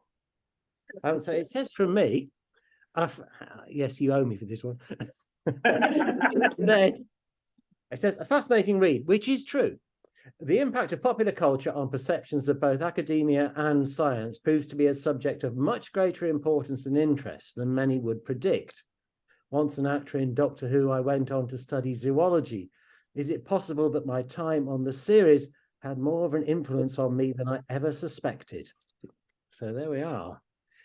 To find the answer to that, you'll have to read the book, or you'll have to listen for at least the next 10 minutes to my speech, because I do actually answer it. Okay, so that's that out of the way. Now, obviously, I'm going to talk about Doctor Who and the impact that has on viewers. And it's quite interesting that I'm at a convention. I don't often do conventions these days because I don't have time. So I'll start from the beginning. The first question, and it is raised in the book that we're launching today, is why is the Doctor called the Doctor? Is he a medical doctor, or is he got a doctorate in some other field? Now, this is quite interesting. Early in the series, Patrick Troughton, who played the second Doctor claims a medical degree from Glasgow. There's your first clue. Yet by the 4th Baker, you won't be surprised this being Doctor Who, Tom Baker is saying that his doctorate is purely honorary. Right, so where are we going from there? I'm going to go the controversial route, which is that he could have conferred the title on himself, which isn't on the Doctor at all, in my personal experience. But it does sort of give you a clue about Doctor Who. Don't try and look too hard into the logic behind it. That's not what it's about. It's about something completely different, which I'll come to. However, whatever skills he has, and let's accept that he has a certain amount of skills in science, whatever skills he has, he uses them to very good effect. And this is the point, in a sense. He saves the world on a regular basis. And that seems to be, you know, if we were looking for a figure to inspire young people to use science to change the world, then you can't go past Doctor Who. Every 4 episodes, every 2 episodes, every film, that's exactly what he's doing. He's using science to help, never using violence, always using science to change the world, solving a problem, finding an answer, which is what science is all about, testing things, which is what science is all about. Now, it's interesting that, and this is something that comes from as well, that the question of the doctor's qualifications have never gone away. And I was reading Catriona Mill's paper in the book that we're launching today. And I learned that when challenged if she's a doctor of medicine, the 13th doctor, Jodie Whittaker, responds with, well, medicine, science, engineering, candy floss, Lego, philosophy, music, problems, people, mostly hope. Now, if we ever needed hope in the world to right things, now's the time. And in a way, it's quite strange that people who come from a science background haven't been more attracted on the creative side to working on Doctor Who. I've never quite got that. In the early days, the creatives were drama school and theatre trained.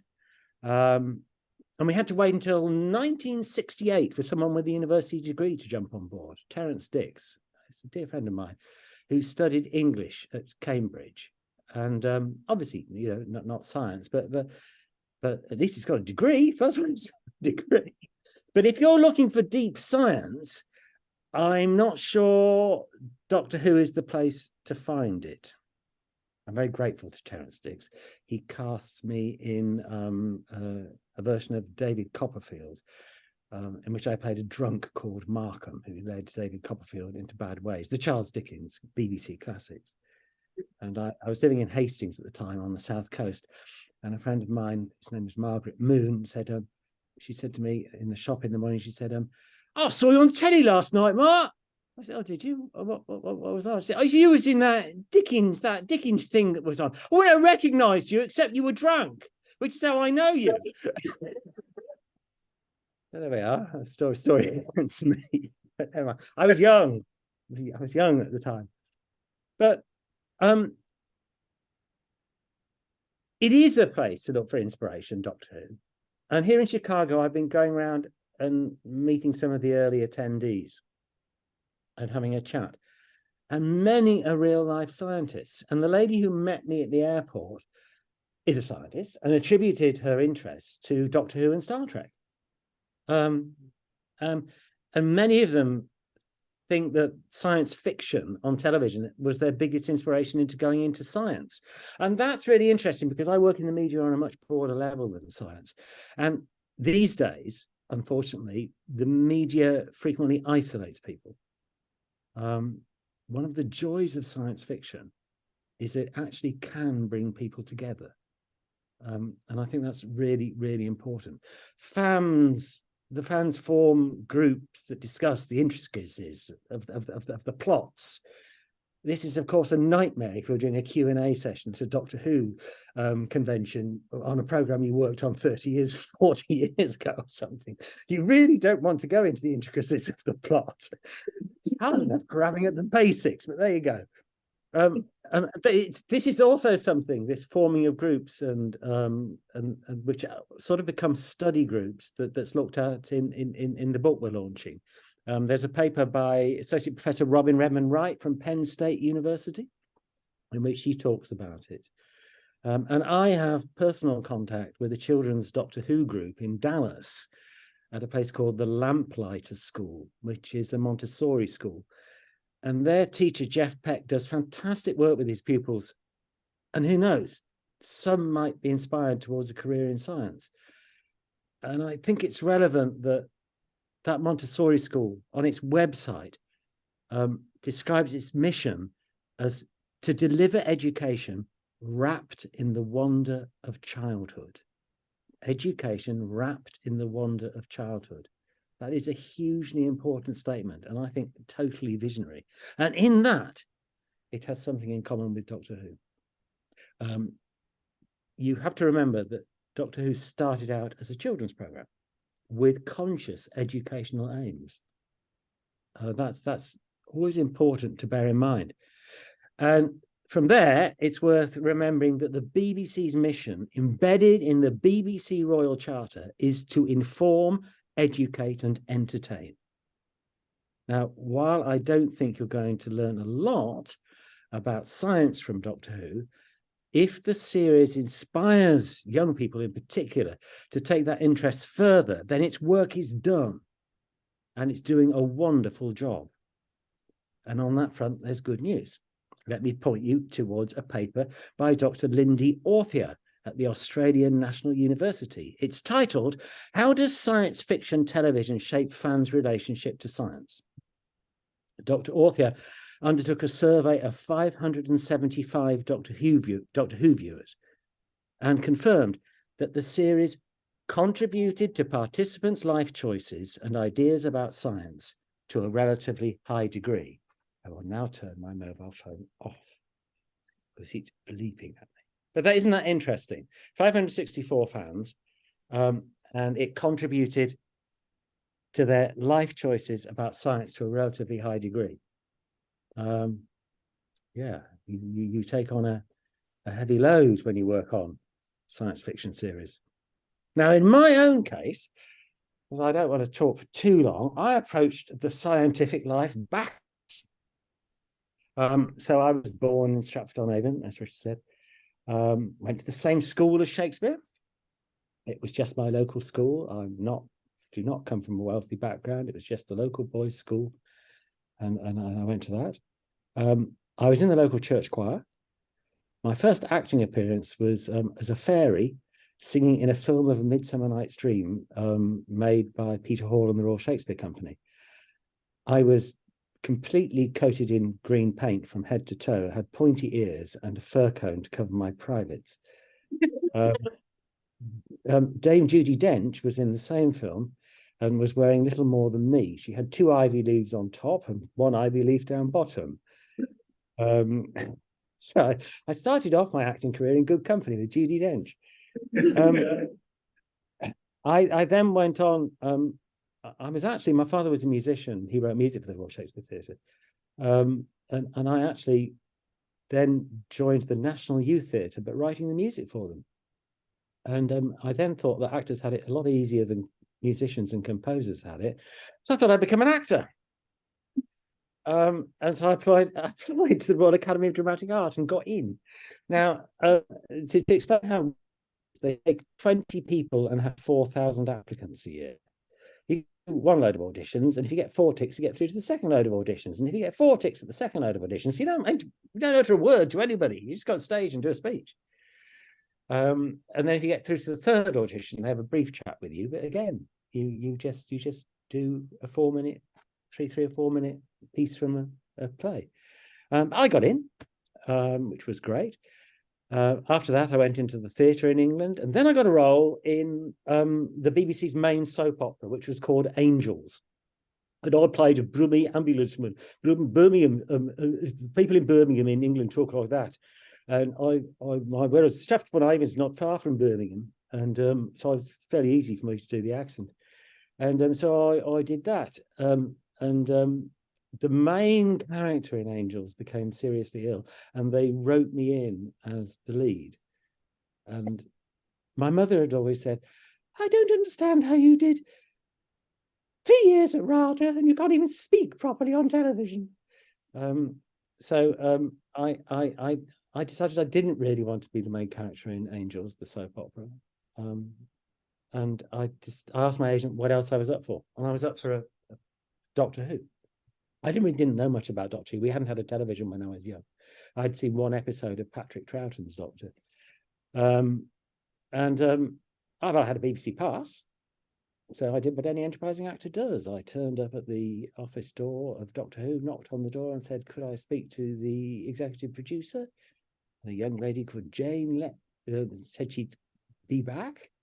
Gosh, they shut the door in my face. And then John Nathan Turner, who was the producer of Doctor Who at the time when I joined it, opened the door. He said, come in, Mark, come in. And that's very nice. Seems a nice chap to me. Came from Birmingham, John Nathan Turner. You see, these things come out. And then I read for it, and Eric Sayward was the script editor, who was a wonderful script editor, highly intelligent, never went to university, as far as I know, one of the most intelligent people I've ever met.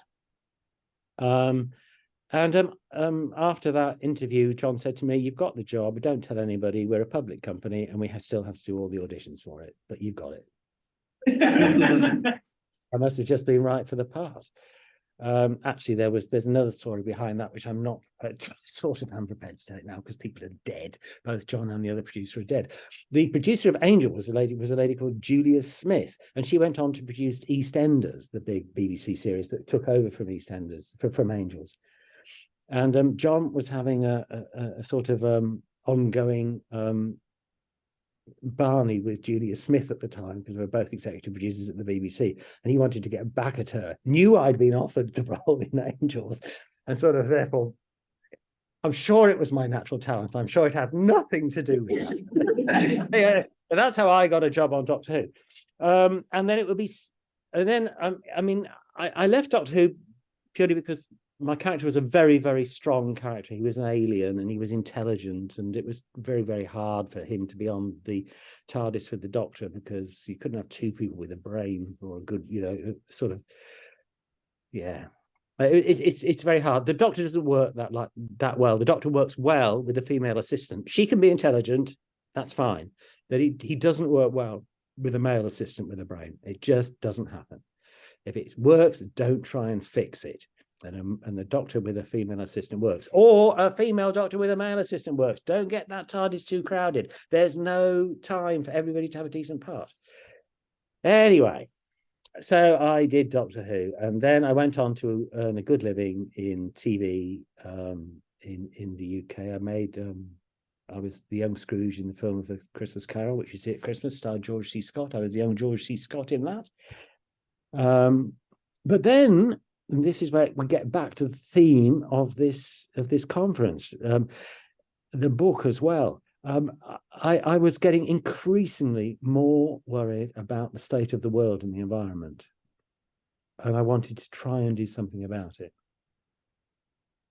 And I had a good brain, and I thought that the minimum I needed was a science degree. And now it becomes flippant again. We'd had almost 3 years with no summers in the UK at the end of the 1980s. And my wife, who was a soap star, Julie Brennan, who now teaches at the University of New England, I went to the University of New England with me. We decided we'd go to Australia because we realised that if we stayed in England, particularly I would just keep acting. I was on casualty until almost the day I left. And that wasn't going to work. And I wanted to change, and I knew the sun shone in Australia. And we flew into Sydney, looked out of the window, having never been there, and it was like it was in the brochure. The sun was shining. It was fantastic. Australia lived up to its name. Right. So I had a wonderfly happy time in Australia, and did my zoology degree. Did an honours. I got first class honours. There you go. But then I decided I did want to be a natural history documentary maker. By that time, Julie and I had separated. And I realised that the centre of that in the world was Bristol in the UK. And so I went back to Bristol, and I sat in a flat, and this is a simplification of the story, but I wrote some films One was on kangaroos, which was sold to National Geographic. What I didn't realise at the time was there was nobody in the UK natural history world who knew a blind thing about Australia. So I'd hit a niche. They didn't know about this. I had all these contacts. Stuart Cairns, who used to teach at UND, I mean, loads of kangaroo contacts. I knew all these people. I knew people down at the museums in Sydney and things. So I had all these contacts, and nobody in England had any. So I wrote a film on kangaroos. I wrote a film about the migration of moths or the flying chocolates, because these migrations go from Australia and feed lots of animals. That obviously didn't get sold, which taught me a lesson. And then I wrote a film on snakes, which became the 10 deadliest snakes in the world, because they're in Australia. And I wrote off, well, then it goes back to Doctor Who. I then sent these programs off to film companies. And a film company in Bristol called Partridge Films, which was partnered with survival films and the big wildlife producers. It was a huge industry, wildlife filmmaking at the time. A chap called Andrew Buchanan rang me from there, their head of development. And he said, hello, he said, actually, this is leading back to another story. He said, you aren't the Mark Strickson who was in Doctor Who, are you? I said, yeah, yes, I am. He said, I'm the Andrew Buchanan who was your last production manager, and I've retrained, and I'm now the head of development at Partridge Films, the natural history producer. I said, well, I retrained, as you've probably gathered, Andrew. And that was a relationship made in heaven, really, and made through Doctor Who. I said the Discovery Channel had just started, and they were commissioning. I wrote off to Australia and tried to find somebody who was good with snakes. And Terry Irwin sent me in a video of Steve Irwin, and 4 of us in Bristol watched him. And we thought we've either got a star on our hands or an absolute bloody disaster. And we didn't know which it was going to be. We didn't know which it was going to be. I went out and filmed 10 Deadliest Snakes. Now, if you're filming snakes, so just briefly, if you're filming snakes, there is a rule when filming animals. You need to get to the eye level of the animal. Now, the eye level of the animal, if you're filming a snake, is the floor, the ground. So you've got to take the camera off the tripod. Now, this is interesting. This was, I think, probably the first natural history film ever to be filmed on video, Digibeta. They were still filming on film. I am that old, right? So this, we were filming on video. That means you can run and run and run and run. 10 minutes film costs you a fortune. You can run and run and run on video. It's fine, right? So we did what's called dirty filming, which is not what's now called normal filming.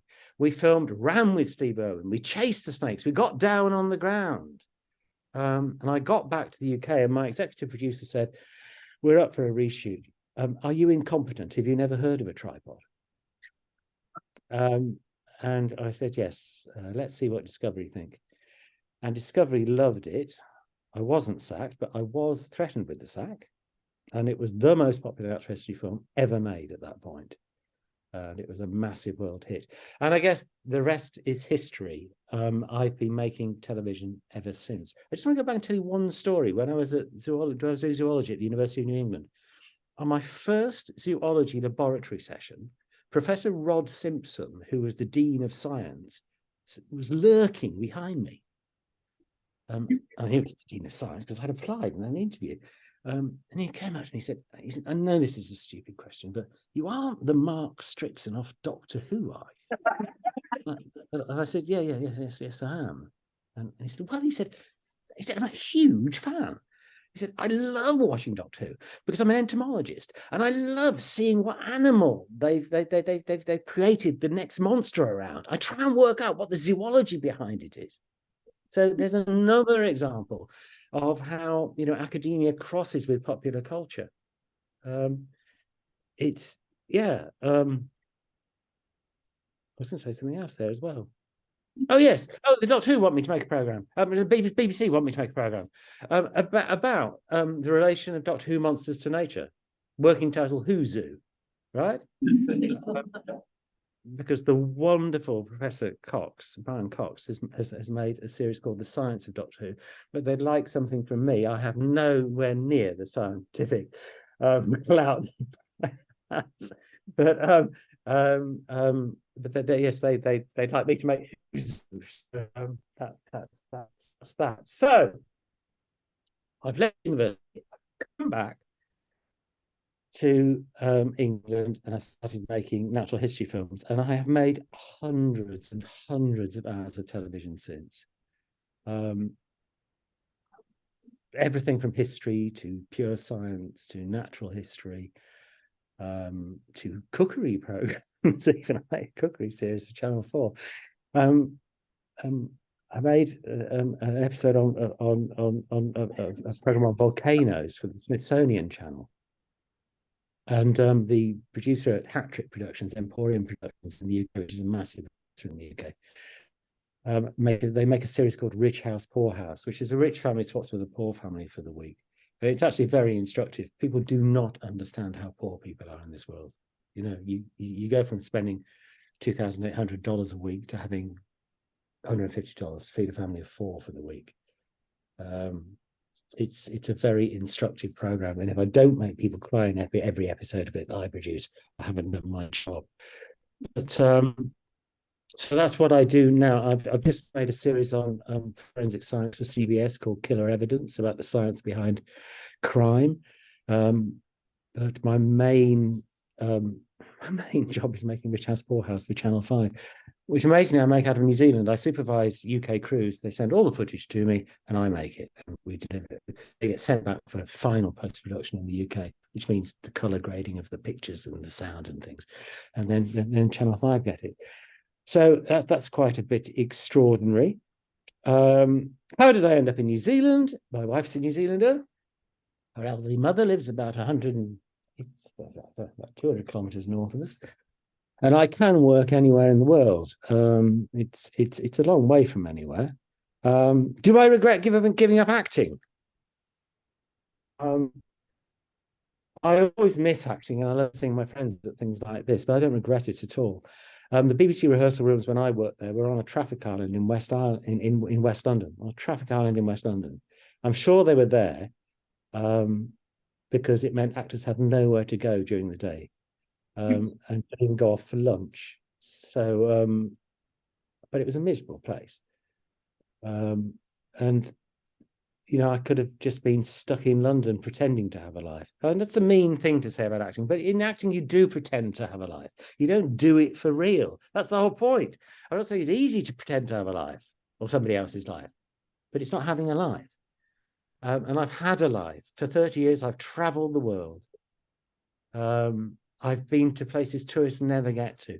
You know, I've been on a boat out in the Southern Ocean for 2 months, blue whales surfacing next to me. The most awesome thing I've ever seen in nature. I've worked on the remote areas of the west of Irian Jaya on the islands out there, filming tree crocodiles, which are the longest lizard in the world that jump out of the trees onto their prey.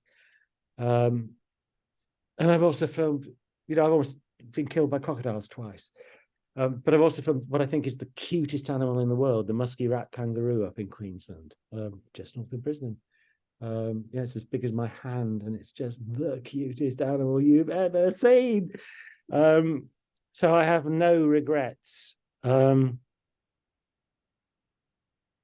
I also have no regrets that I spent 2 wonderful years making Doctor Who.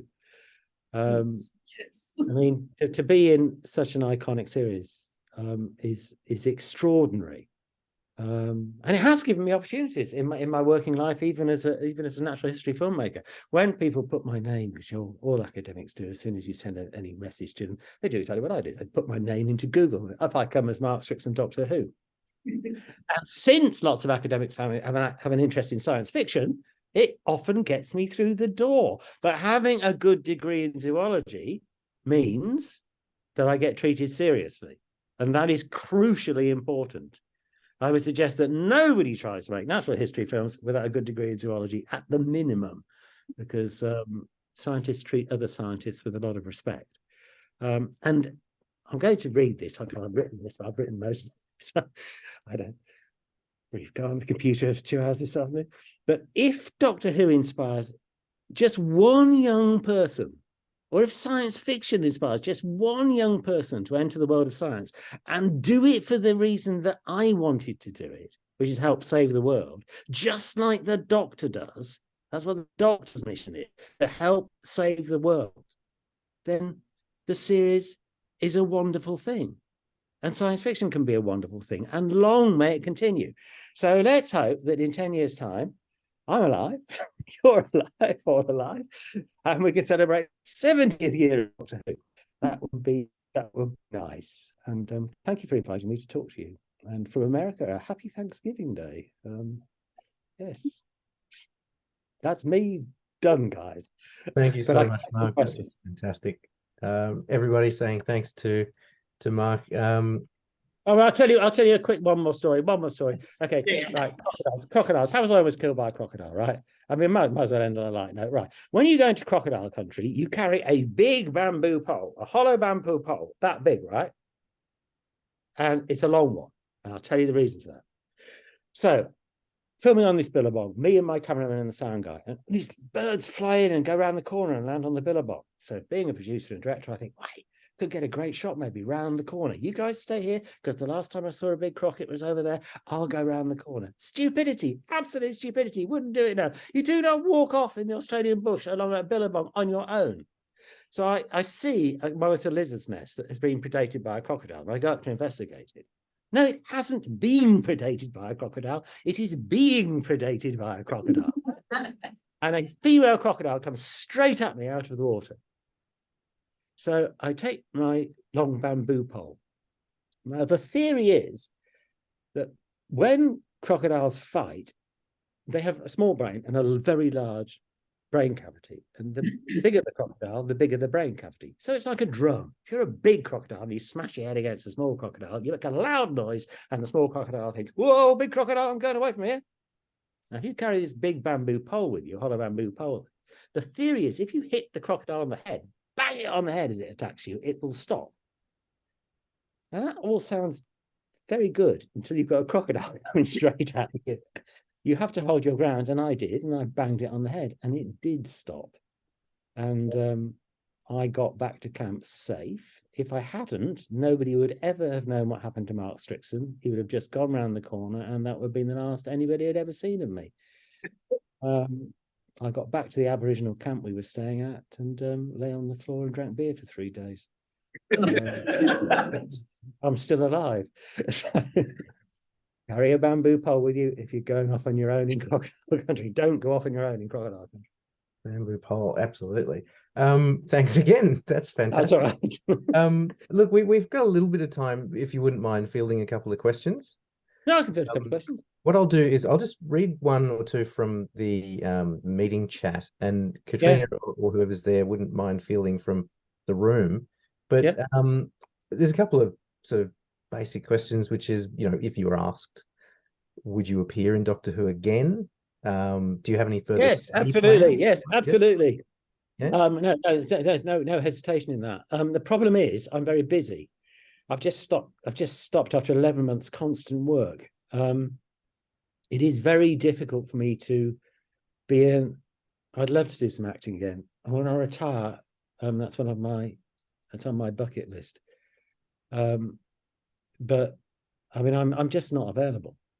You can either be a TV producer or you can be an actor, and you can't be both. That's what it boils down to. I'm just not available, and I can't commit 5 months ahead or something like that. It's not going to work. Nice problem to have, though. Hey, yeah. So, have you got any further study plans, actually? Sorry, a doctorate or a master's or something? Oh, me. Oh gosh, I'm 64. If you've got the energy to start, I mean, lots of people have the energy to start a doctorate at my age. And I would do a doctorate, right? Because it's been my life in something like what the book's about. In other words, the effect of popular culture on the way people lead their lives. I think that's more relevant now than it's ever been. And it's more complex now than it's ever been. So I haven't come up quite with the exact question I want to answer.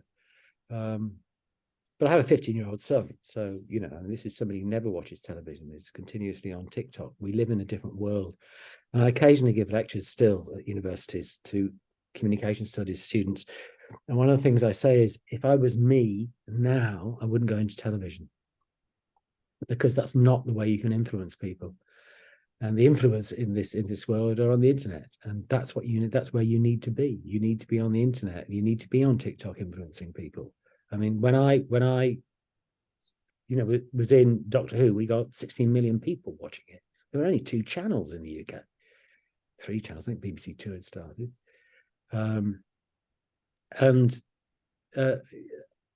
yeah, I mean, television is now for people over 50.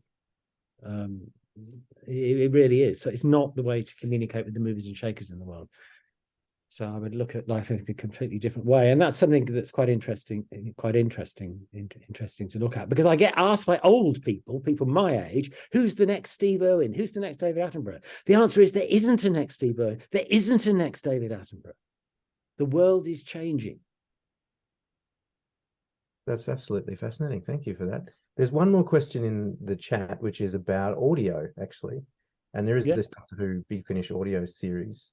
I mean, because everyone does podcasts and things. So is that another one of those areas? And, you know, get into the podcasts are difficult, because podcasts can either go viral and be very popular or disappear into the wastes of time. And I am too old to waste my time on something that will disappear into the waste of time. So it's no good just making a podcast. I think you have to identify your target audience and then make a podcast directly for them, which is exactly what you have to do in television. If you go into television to a commissioning editor and you say, "I've got this program for you," and it's totally original, you've never seen anything like it, you might as well have shot yourself in the head, right? I would have no time for you as a commissioning editor. You need to go in and you say, "I've got this television program. It's almost like this. It's almost like this. And I've given it a quirk. So it's this," right? Never pretend you've got anything original, because original stuff doesn't work in the media, right? So podcasts, work out what has worked.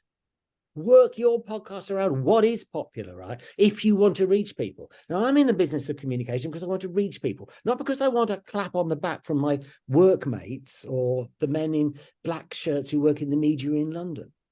I like it if I can go down the pub and somebody says, "I saw this great program on television last night." So I'd want to go down the pub and say, I want to hear somebody say, "I listened to this fantastic podcast last night." That's who you need to reach if you want to change the world. I mean, there's also an argument that you also need to reach intellectuals and decision makers and change makers, but you do that in different ways, right? That's a much more concentrated thing. But if you want to change the way the populace thinks, or have any influence on it, you need to look at what's popular and in some ways copy that format. Thank you so much. Katrina, and people in the room, I might hand over to you if there's anything brief that people might like to ask. Any questions in the room? I don't have a question, but Mark, I just have to say, the fact that Mark Strickson read my book chapter, there's a teenager in the 80s who is incredibly happy right now, I have to tell you. Oh, jolly good, jolly good. There we are. Are there any questions?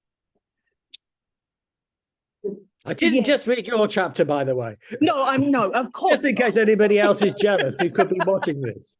Of course not. Kieran. Yeah, look, Mark, thank you so much for sharing with us. That was fantastic. Because I'm an educator, I'm dealing with young people, and I really understood you. As an educator, I'm always dealing with young people, and really took on board your point about TV for people over 50. Yeah. Are you feeling, though, in your position as a communicator or someone in the media industry, are you feeling a sense of hope coming from the young people about the future, or a sense of driven change? Or are we getting a point of disconnection and a sense of hopelessness? From your position of straddling popular culture, science education, communication, the North, the South, you've really covered a lot of the world and a lot of communities. Yeah, no, I'm feeling a sense of desperation from young people more than anything else, and I think that's because people in government are working so slowly to address the huge problems we have in the world. not that I think it's easy to address those problems quickly, because you do need people to vote for you. And of course, there's this big conversation about should we drop the voting age to 16? And to be honest, I think we should. I've got a 15-year-old child who I wouldn't trust possibly to make a decision on anything.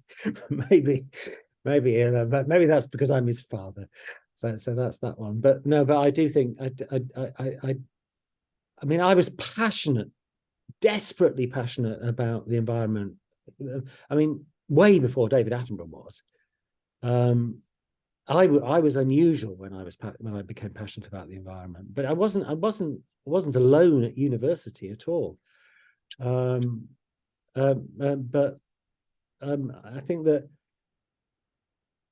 you know, how do you make a difference? So all you can do is make a tiny difference. You know, my grandmother used to have an expression: "Every little helps," as the old woman said as she piddled in the sea. You can't expect to change the world, but if you can do your little bit, then that's good. So my little bit at the moment is making Rich House Poor House, which is nothing about nature, but it's about the fact that people spend too much money. And you see rich people living people's poor lives, and you understand how poor people are, and you realize we don't need to spend all this money on cars and all this stuff we don't need, you know. So there's I'm putting my little in the sea. But if that's what young people, I don't think this generation of young people is going to change the world any more than my generation of young people did, because we're going to be battling with the same thing, battling with old people. It's taken years to get the BBC Natural History Unit round to doing environmental programs. I mean, that's quite a serious point, but it has taken many years. Thank you, Mark. That's lovely. Okay, thank you, everyone. Thank you, Mark, for zooming in from. Sorry to end on such a serious note. No, it's good. I'll end on another light note. Let me tell you a story about Professor Harry Recker, who taught ecology at the University of New England. So I was teaching in the drama department at the same time as I was in the zoology department. My speciality was the structure of Shakespearean verse. I was late for a lecture. And Dr. Harry Recker, Professor Harry Recker, taught ecology. And he said to me, "Mr. Strickson, you of all people should know better than to be late for a lecture." He said, he said, "Don't even bother giving me your excuse. I've heard them all." So I said, "If I gave you an excuse, Professor Recker, that you'd never heard in your life, would you forgive me?" He said, "Try me out, Strickson." He said, "I have been giving mouth-to-mouth resuscitation to a guinea pig." He said, okay, you win. You are forgiven. And what had happened was a pig dog, the next door neighbours of mine in Armidale had two pig dogs, and one of the pigs, I kept guinea pigs for eating, I have to say. And one of their dogs had got in and taken my main male guinea pig in his mouth, and the guinea pig had a heart attack. I mean, this poor dog was the nicest dog you'd have. And I got the guinea pig out of his mouth, but he was obviously needing some help. So I tried to give him mouth-to-mouth resuscitation, and opened his mouth, and his teeth were bright green from eating all that grass. It was nice for that. I didn't manage to save him, but I did manage not to get a telling off from Professor Harry Recker. So there we are. Mark's guinea pigs to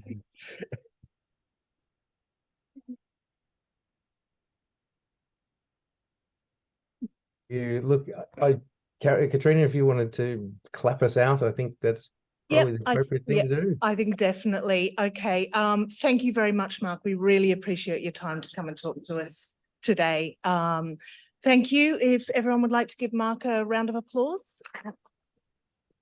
Thank you very much. It's been lovely to meet you, and thanks for the invite. And also, thanks for the book.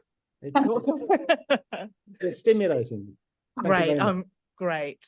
Okay. All right. Let's have a quick break for morning tea, and then we'll come back for the second session. Shall I leave now, Richard? Shall I leave? Head off and get some sleep if it's possible. I don't know. Well, no. Unfortunately, I think you said if you're having a party in your room, everybody else is at dinner currently, and it's Thanksgiving Day, and everything shuts at 8 o'clock here. So I've missed dinner. I've got a sandwich, and then I have to say these conventions are quite enjoyable, but they're hard work. I'm currently scheduled from 11 in the morning until 8 o'clock at night tomorrow. Oh, They're lovely to do, but they're quite hard work. And then I go back. I leave on Monday, and I'm back at work in New Zealand on Thursday. Very good. Well, say hi to Peter and Sylvester and Colin and everyone for us, and thank you very much. All right, thank you guys, and we'll email and catch up. No worries. thank you, Mark. Cheers. See ya. Bye-bye. Do my best to keep the energy up. So I'm talking about the monster seas of Doctor Who. So the sea has been one of the Doctor's most durable companions. Early episodes such as the Underwater Menace or the Smugglers position the sea as a space of adventure and enchantment, drawing on the tradition of Jules Verne, Daphne du Maurier, and other writers.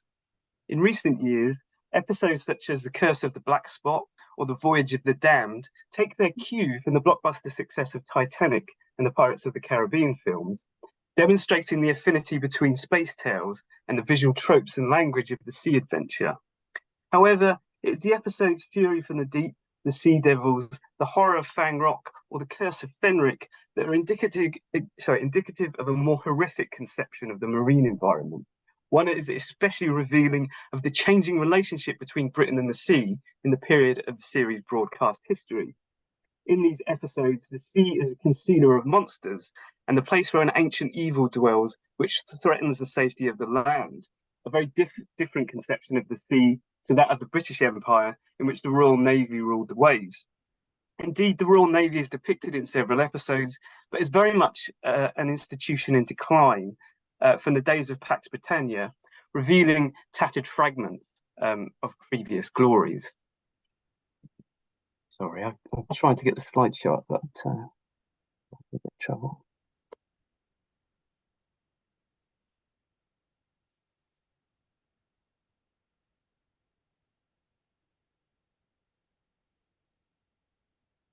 Might just have to improvise. So the lost episode, Fury from the Deep, dealing as it does with the North Sea pipeline, illustrates how Britain's marine fortunes took a new turn in the 1970s, with old energy sources rising from the depths of the sea to power a declining industry and economy, something that echoes the fantastic monsters of the series run, which bring grave threats of the destruction of humanity, perhaps an irresistible metaphor for climate change. Fenric also riffs on both the myth of vampires as well as the siren and Bram Stoker's Dracula, and the attendant fears of sickness and infection.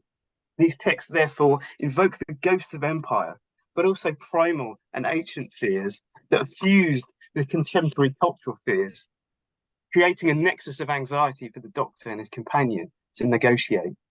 Thus they reveal a national identity in flux, but also the specific mentality of an island nation whose culture was formed by the sea. So there are lots of different seas in lots of different contexts that reveal Britain at different times and its relationship with the natural environment. Fury from the Deep was originally broadcast at a time when the North Sea gas and oil extraction and its new contribution to the British marine economy was first being exploited. Such was the contiguity between the series broadcast and the ongoing North Sea drilling that the Radio Times listing alluded to a very recent event that the story eerily echoed. Remember the large-scale leak in the North Sea that sent vast quantities of natural gas bubbling to the surface, that it had to be set alight to warn off passing ships, ? Some people claim that it was a result of the rig drilling there being blown adrift in gale. So this suggests that the fear evoked by the series is not just confined to the realm of the fantastic, but intersects with a burgeoning fear of environmental catastrophe, something that the later series Doomwatch, created by Cybermen originators Kit Pedler and Jerry Davis, would exploit a few years hence. Likewise, it suggests that the sea is not just for security and economic lifeblood, but harbours potentially catastrophic repercussions, literally striking at the heart of Britain's new economic saviour, rising through and contaminating its arterial networks.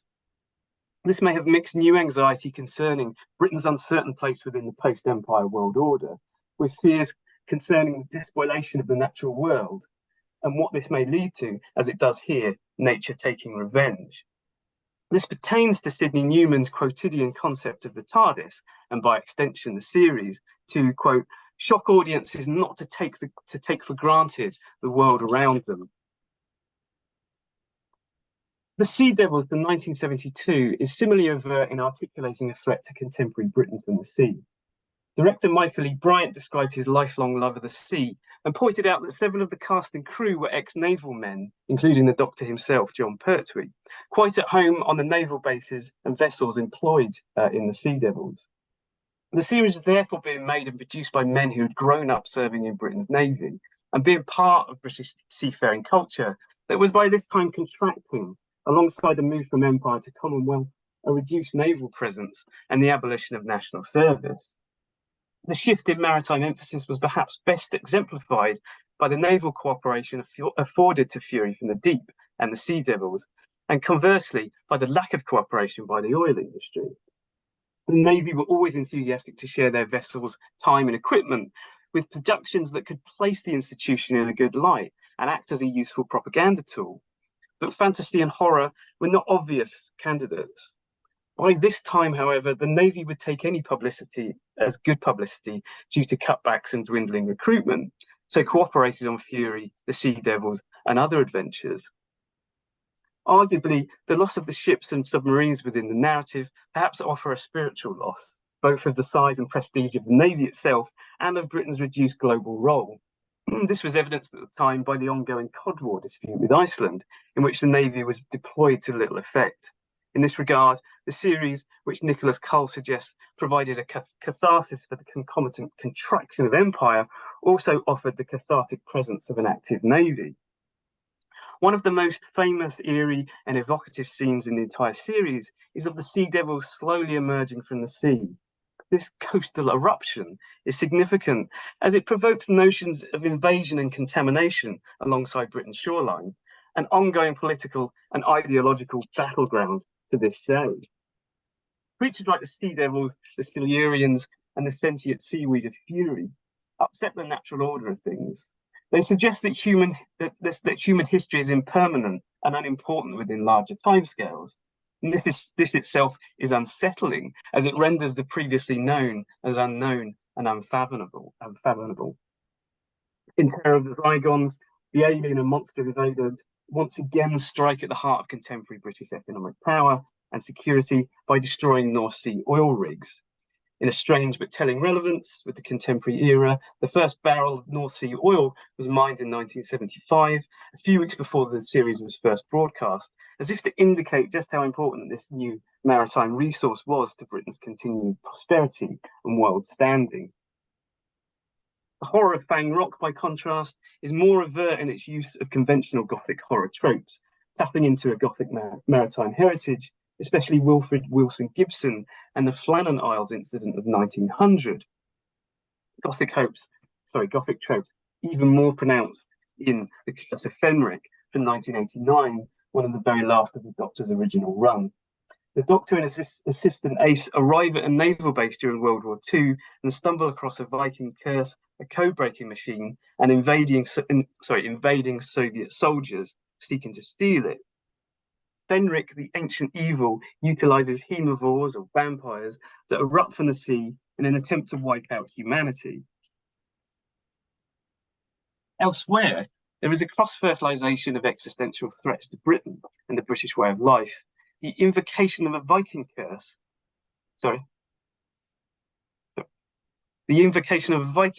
and the reappearance of one of the British Isles' ancient North European conquerors during a time period of an invasion threat from Germany, as well as a potential threat from Russia, once again marks the sea and coast as porous, a site of potential invasion rather than a secure moat and drawbridge. The shoreline where Russian soldiers die, two evacuee girls are possessed and transitioned into vampires, and where the hemovores emerge chillingly from their resting place, echoes the earlier example of the Sea Devils and embodies the coast as a site of horror and liminal mortality.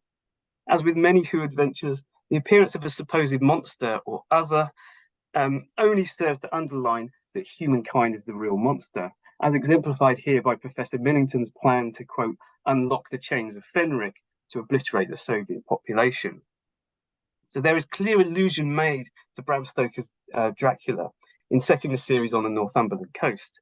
This is the location in the novel in which Dracula first comes ashore and invades England following his journey from the Black Sea. This was also the coastline in which the Vikings similarly invaded Britain and took root. The Dracula has been interpreted as belonging to a strain of fin de siècle literature marked by a fear of invasion and infection from abroad, particularly Europe, or reverse colonization. Stoker's novel taps into a fear of Eastern and Middle Europe, especially those races seen as inferior in comparison to the perceived elevated virtue and values of the British Empire. Hence, the Count is enabled by Roman gypsies who are marked as demonic by association. Thus, in Fenric, the conflation of Britain's corporeal enemies with the threat and eruption of the fantastic and the contamination posed by vampiric elements emanating from the sea is significant in situating the horror amidst established British communal fears. Similarly, the presence of female hemovores also evokes historic attitudes allied to gender fears. The enticement into the water that spells doom has direct lineage with the sirens and mermaid mythology of the ancient Greeks onwards. And there is a quote there from Gina Whisker, but I think I probably need to wrap up, so I'll just conclude. So the more recent episode Thin Ice from 2017 suggests changes in attitudes. A ruthless colonialist capitalist has enslaved the sea beast beneath the Thames, and the Doctor and the companion free her in order to restore the natural order. As these episodes demonstrate, the sea serves a number of purposes within the Hooniverse, but it is most vibrant and revealing when it's in the service of horror. This horror is manifest by its divergence from energizing or comforting tales of the sea that have informed British culture during the years of the Empire and Pax Britannica. But instead, they draw upon dark and Gothic evocations of the sea within British literature and maritime folklore. It suggests how the series appeared at a specific moment in British history and continues to document Britain's changing and increasingly fractious relationship with the natural environment. Thank you. Thank you.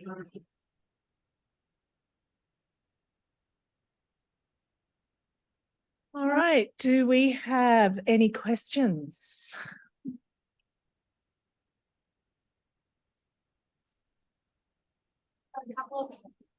Oh no, sorry, everyone's clapping on Zoom. Everyone's clapping on Zoom. Fantastic. That's what we want to hear. Okay, thank you very much, Mark. Our next paper is Jonathan Mako, and I apologize, Jonathan, I did not check the pronunciation of your last name. Time and Relative Dimensions on the Page, The Power of Doctor Who Comics. Jonathan is a third-year creative writing PhD student at Cardiff University. We also completed an MA. His thesis involves remediating comics within a prose novel, demonstrating the versatility and vitality of both mediums. He drawn his research to review Spider-Man Across the Spider-Verse for the academic blog Fantasy Animation, and presented and chaired a panel at the 2023 Encapsulate conference. He has a substantial number of creative publications to his name, including several set in the universe of Doctor Who, about which he still pinches himself regularly. Okay, Jonathan, lovely to have you. Thanks so much for having me. Can everyone hear me okay? Is that coming through? Yes. That's great, thank you. Let's see if I can get this screen to share. Brilliant. Can everybody see that? Yes. Great, thanks so much. And it is pronounced macho, but that's fine. No worries at all. I guessed wrong. My academic email was Jonathan Mako for the entirety of my undergrad, and I just thought it was really funny, so I never asked them to change it. But this is the price I pay down the line. So yes, thank you all for some really wonderful talks so far. Yes, Time and Relative Dimensions on the Page. I realize that does spell TARDOP, and I hope that is an acronym adopted by the show some point down the line, fingers crossed. I'm I don't need to tell all of you that it's an exciting time to be a Doctor Who fan, but it may be an even more exciting time to be a fan of Doctor Who comics. Indeed, arguably, there hasn't been a time in the program's 60-year history that its comics have been so important, so foregrounded, so embraced by the show itself as they are now.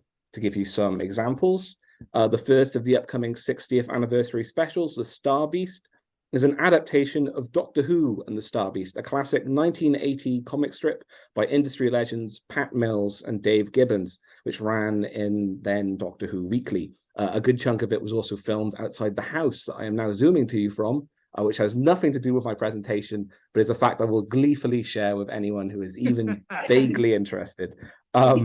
Moreover, before this special gives us his first full-fledged TV adventure, the incumbent 14th Doctor walks straight off the screen, out of his regeneration scene, as you can see here, and onto the page for his first adventure period in the pages of that same publication in its current incarnation as Doctor Who magazine.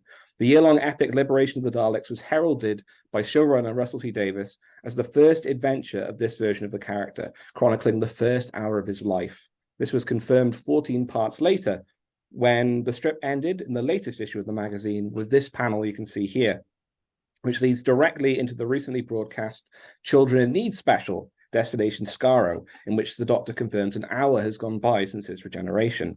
From the screen to the page and then crashing back onto the screen again. Here the comics have served as a bridge between the new Doctor's first two televised appearances, demonstrating their importance to the overall narrative of the character and the show itself. That importance is underpinned by a long and unbroken association between Doctor Who and the comics medium. The program's first comic strip was published in 1964, only 1 year after its TV debut, in the pages of TV comic number 674, the cover of which you can see here. Can you guys hear my clock going off in the background there? It's chiming the hour wonderfully. Okay, cool, then I won't linger any longer. The first three Doctor's adventures were chronicled in TV comic, and then the fourth Doctor moved over when Marvel got the license for Doctor Who into Doctor Who Weekly, which is still running today, of course, in its modern incarnation as Doctor Who magazine. There's the recreating that classic cover 500 issues later, Peter Capaldi having a whale of a time. We also have semi-regular Doctor Who comics published from Titan Comics, and there's the cover for their most recent graphic novel release there. So that means for 60 years of Doctor Who, there have been 59 years of Doctor Who comics in what pretty much amounts to an unbroken streak. So why exactly has this character and his world done so well in this alternative medium? Why does Doctor Who flourish in comics? Well, I think there are a few reasons. And first and foremost, comics are, historically speaking, primarily a serialized storytelling medium with an emphasis on cliffhangers, a format familiar to any fan of Doctor Who. I feel this is best typified and kind of concentrated in the classic TV21 strip, The Daleks, which ran weekly from 1965 to 1967. Each story was only a page, and most had to end on a cliffhanger to keep the young readership hooked and returning each week. On my slide here, you can see the first and the last of these strips, and you can note that the last actually ends on a cliffhanger as well, as the Emperor Dalek is poised to lead his forces in the conquest of Earth. Secondly, comics are a medium with smaller creative teams than TV shows by necessity, and so they have less oversight, which affords them opportunities to push political boundaries that TV shows might not. So the first person of color companion in Who history was actually introduced in TV comic. You can see him there, Nick Willard, who was created by Dennis Hooper and Jerry Haylock for the Xeron invasion in 1972. And he was followed by another comics companion, Sharon Davies, the first person of color companion to travel with the Doctor over multiple adventures. And they were first introduced, appropriately enough, in The Star Beast. Mention also has to be made for Alan Barnes, Scott Gray, and Martin Geraghty's wonderful creation, Izzy Sinclair, who's seen there taking part in Who's first depicted lesbian kiss. And finally, to touch briefly on the most straightforward of these, comics can also push boundaries in the kinds of stories they can tell. There are no budgetary constraints limiting what artists can depict. And I feel this is best shown in writer Steve Parkhouse's collaborations with artists like Dave Gibbons and John Widgway in Doctor Who magazine. These panels show the brilliant scope of his classic story Ties to Time, which stretches from a cricket pitch to a cosmic underworld. And these pages from Once Upon a Time Lord show the materiality of the comics page being taken full advantage of as the strip temporarily becomes a Rupert the Bear style storybook and then breaks down completely as its villain flees across the blank page itself. Doctor Who is always delighted, of course, in jumping between genres and story types. And in comics, it can do this physically on the page. And this meta aspect is something we'll be returning to later. But there is one thing about the medium, however, that I think more than any of the others I've mentioned makes it ideally suited for the Doctor's adventures. And as with all things Who, it comes back around to time. To give a bit of context before I get to my examples, we have to turn to what is arguably the foundational text of comic studies, Understanding Comics by Scott McCloud, and specifically what he has to say about how comics portray time. So in these panels here, McCloud points out that each comics panel is in its way a moment in time, depicted, contained, and held on the page. As our eyes move then back and forth from one panel to the other, they effectively travel through time. It's worth noting that these arrangements don't have to be chronological or geographically contemporaneous. Narratives can flash backwards from one panel to the next or jump thousands of years or miles between them. It's left to the reader's mind to make the connections between what is depicted, between the moments on the page, and thereby follow the narrative through time, space, and wherever else. Moreover, McCloud goes on to demonstrate that time progresses within a comics panel also. So to return to Dave Gibbons' brilliant panel here, we can see that time is playing out from left to right, the direction our eyes would move across the page. Firstly, the Doctor leaps out of the way and shouts for everyone to get down. Next, the umpire shouts, "How's that?" celebrating what he thinks is the ball hitting its mark, before finally the bowler notices something is wrong and the ball has been replaced with a live hand grenade. Gibbons helpfully uses motion lines to guide us across the panel, and through them we can also see the arcs of the grenade as it travels, the impact it makes before hitting the wickets. As our eyes move onwards or backwards across the panel, time does the same. Because of this, as his chapter progresses, McCloud makes the grand pronouncement that time and space are one and the same in comics. And while that's certainly a generalization, it's true that comics do teach us to perceive time spatially. As Drew Morton puts it, time dictates the representation of space in film, while the opposite holds true in comics, end quote. This phrasing should seem familiar to Doctor Who fans. Anytime time and space share a sentence, we of course think of the TARDIS, the way it transcends time and manipulates space. I would argue that the comics page performed a similar feat to the Doctor's time machine. And to demonstrate that in the limited time we have, I would like to briefly touch upon two examples of strips from almost 50 years apart that do very similar things with time. So firstly, we'll be looking at a TV comic strip titled Time in Reverse, which was first printed between issues 713 and 715 of TV Comic in 1965, and then was collected in the publication on the left, Doctor Who Classic Comics issue 22, which is where I got my scans today. We know the art from the strip was done by the title mainstay Neville Main, but who the writer was is very difficult to say, as they weren't properly credited at the time. Then we'll be jumping all the way to 2014 to the 6th issue of the first year of the 11th Doctor's Titan comic book, in the story Space in Relative Dimensions and Time by writer Rob Williams and artist Simon Fraser and their collaborators. By comparing how these stories depict the phenomenon of time in reverse, we can see how the comics medium aids in that depiction and how much more ambitious that depiction has become over time. So to give you a bit of context for the first strip, the first Doctor, along with his comic strip companions, John and Gillian, have been washed out of the TARDIS at sea and they end up on a boat with a hole in it.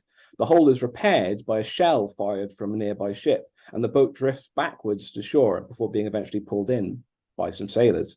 When the sailors speak backwards, the group finally realizes that they themselves are moving backwards through time. The strip is a little limited in how it takes advantage of this conceit. In fact, it goes against my point in some ways, because the still images can make it very hard to tell which direction things are meant to be moving in. Helpful speech bubbles are often used to clarify, like here, where John tells us that the man must have found them there in the forward time, but in reverse, it looks like he's hiding them, honest. But the primary joy of the story is its self-awareness or its metatextuality. It's not really interested in why time and space is moving backwards or what repercussions that might have. Instead, as the Doctor says here, it's explicitly about being at the end of a story and having to work your way back to the beginning, whatever it may be. The story in question is a very basic one. The Doctor and his friends are separated from the TARDIS, caught by the baddies, flee the prison they're captured in, return, help to escape to the sea by friendly locals before they find the TARDIS again. But reading it in reverse adds a mystery and intrigue and novelty that make it much more memorable. Indeed, it could be argued that a simpler conventional Doctor Who story was necessary in order for the reader to be able to make a guess at what would happen next, although that is an argument our second example would scoff at. Setting aside the broader conceit moment to moment, you can imagine the young readership enjoying following the backwards dialogue through the speech balloons to figure out what was said. These range from the very straightforward, as an example 1 here, to the extremely convoluted, as an example 2, which I wouldn't even dare to try and cram in now. By extension, the same could be done with the panel boxes, reading them backwards to see how the story would have played out had things not unfolded in reverse. It was particularly effective in the strip's conclusion, as the TARDIS rises out of the sea and reattaches to the cliff face in front of our heroes, rejoining them for the beginning of their story and allowing them to escape in the end. Being able to navigate these moments forwards and backwards on the page, as MacLeod described it, makes the central story conceit much more accessible to the children reading, giving them the time and space required to process it and experience it in multiple ways. The 11th Doctor story, on the other hand, shares all the joys of its predecessor, but is more ambitious in every way. This is made clear from the start, which is, as you can see here, the end, as we quickly realize that we haven't missed out on a conventional story for this time. Instead, one of the Doctor's companions, the failed pop star Jones, has been killed. If we're initially confused by this opening page, we soon realize the structure, as does the Doctor. Time is jumping backwards with every page we read, but this time only the Doctor is aware of it. The comic isn't simply about making it back to the beginning of the adventure, though, which involves a crazed Naimon loose aboard the TARDIS, by the way, good times. Indeed, the Doctor dismisses that adventure as a B-plot towards the issue's conclusion, as you can see in the second panel here. Instead, he has to figure out why time is going backwards and stop it before the TARDIS explodes from the strain. As the B-plot dialogue demonstrates, the meta-story engagement of the first Doctor strip remains here, but this also extends to the materiality of the comic's page. As you can see in this set of panels, the first 2 from the end of page 14 and the second 2 from the top of page 15, as the Doctor gamely tries to run off with the baddie's black box, he finds it gone at the start of the next page as he's been flung back in time again. That's just cheating, he says, quite right too. Here, as each page becomes a self-contained sequence in the Doctor's adventure, he finds himself trapped not only in the time loop, but on the page itself. So to save the day, the Doctor needs to learn how to navigate the page, and this encourages the reader to do the same.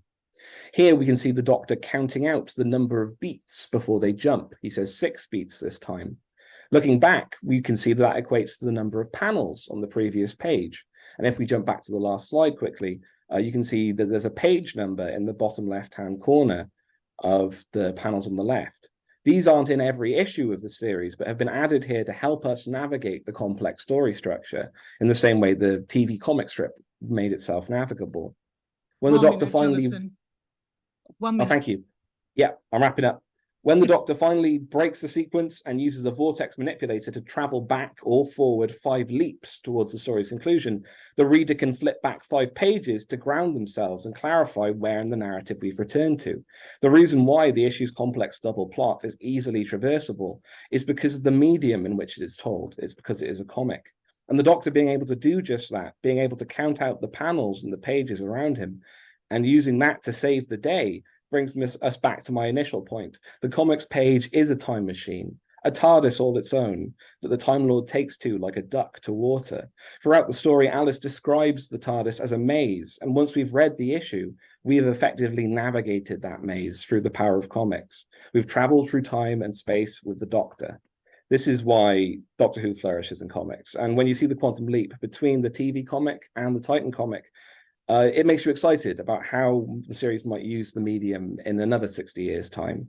How much farther can we push the way the comics page plays with time and use it to tell innovative Doctor Who stories? And I hope the answer to that question is to be continued. Thank you very much.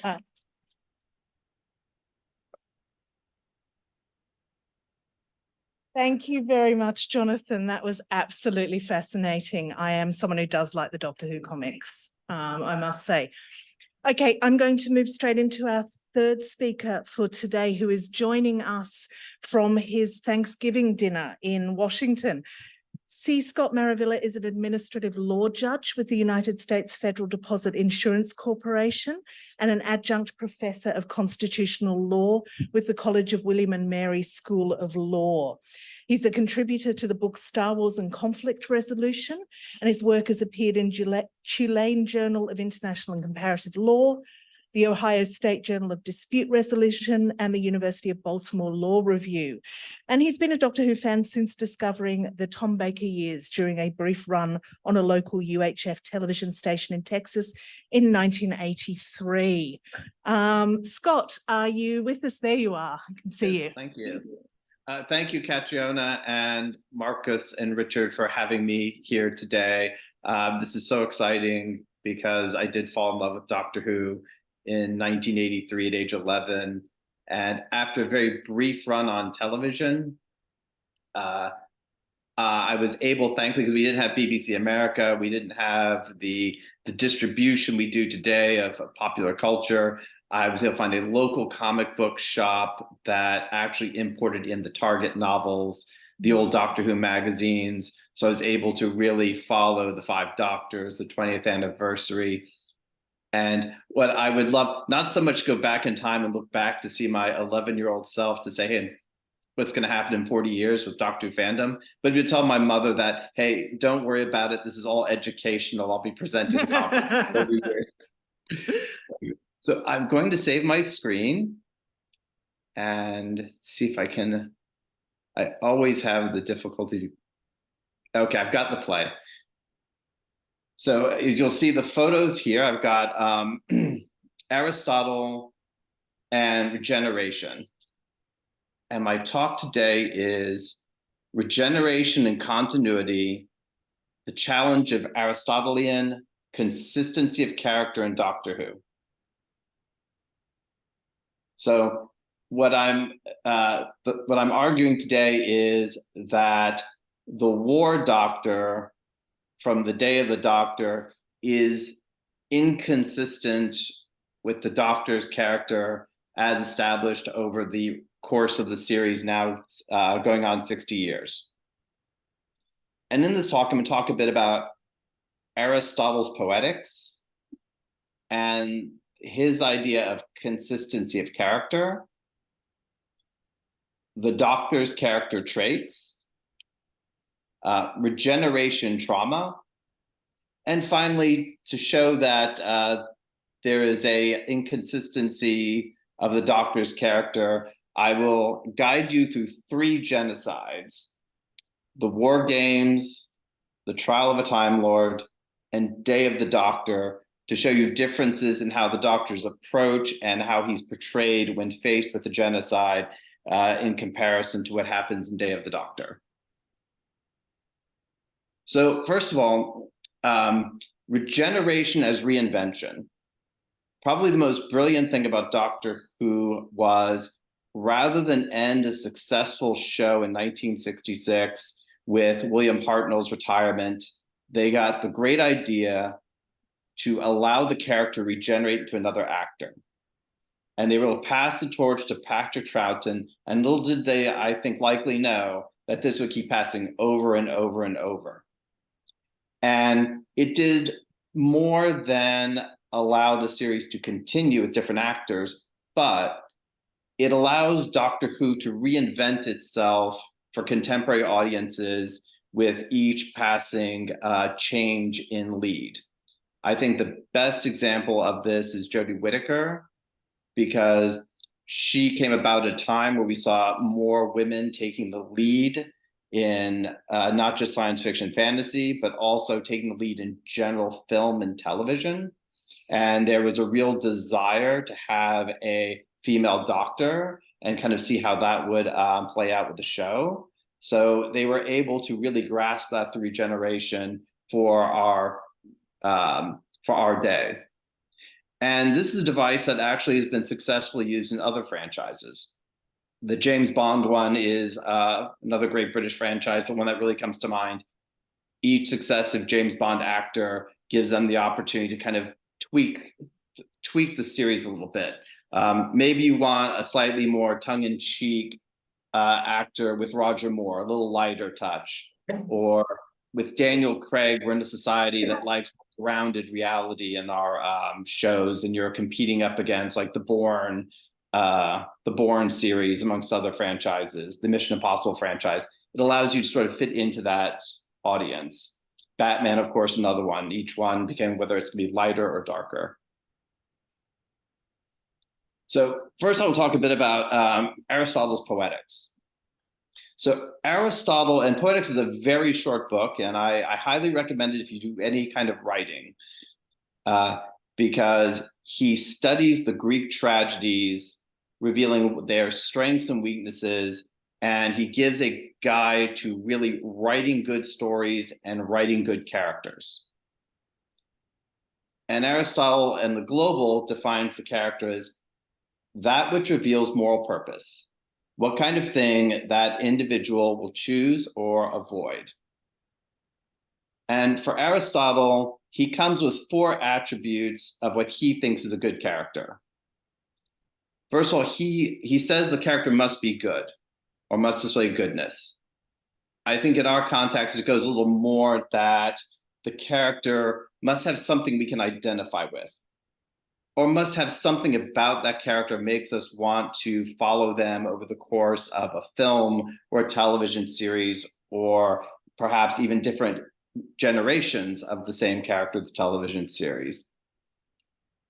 Naturally, because Aristotle writes with tragedy, but we have anti-heroes, villains, we follow Venom, and like I say, different iterations of maybe James Bond. The next thing, the character must have propriety.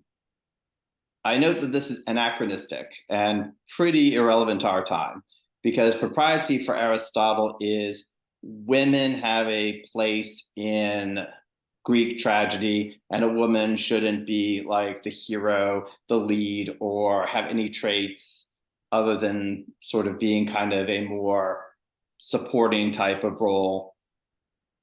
But as we know, Jodie Whittaker has been Doctor Who, and that's something that doesn't really apply to our time.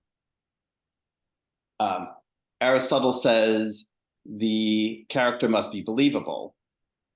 And of course, there's a broad definition of believable because we're dealing with science fiction, fantasy, but there is something about a Time Lord that the writers never let us lose sight that maybe conceivably there could be an alien like this who regenerates, comes to us, intercedes in history and time.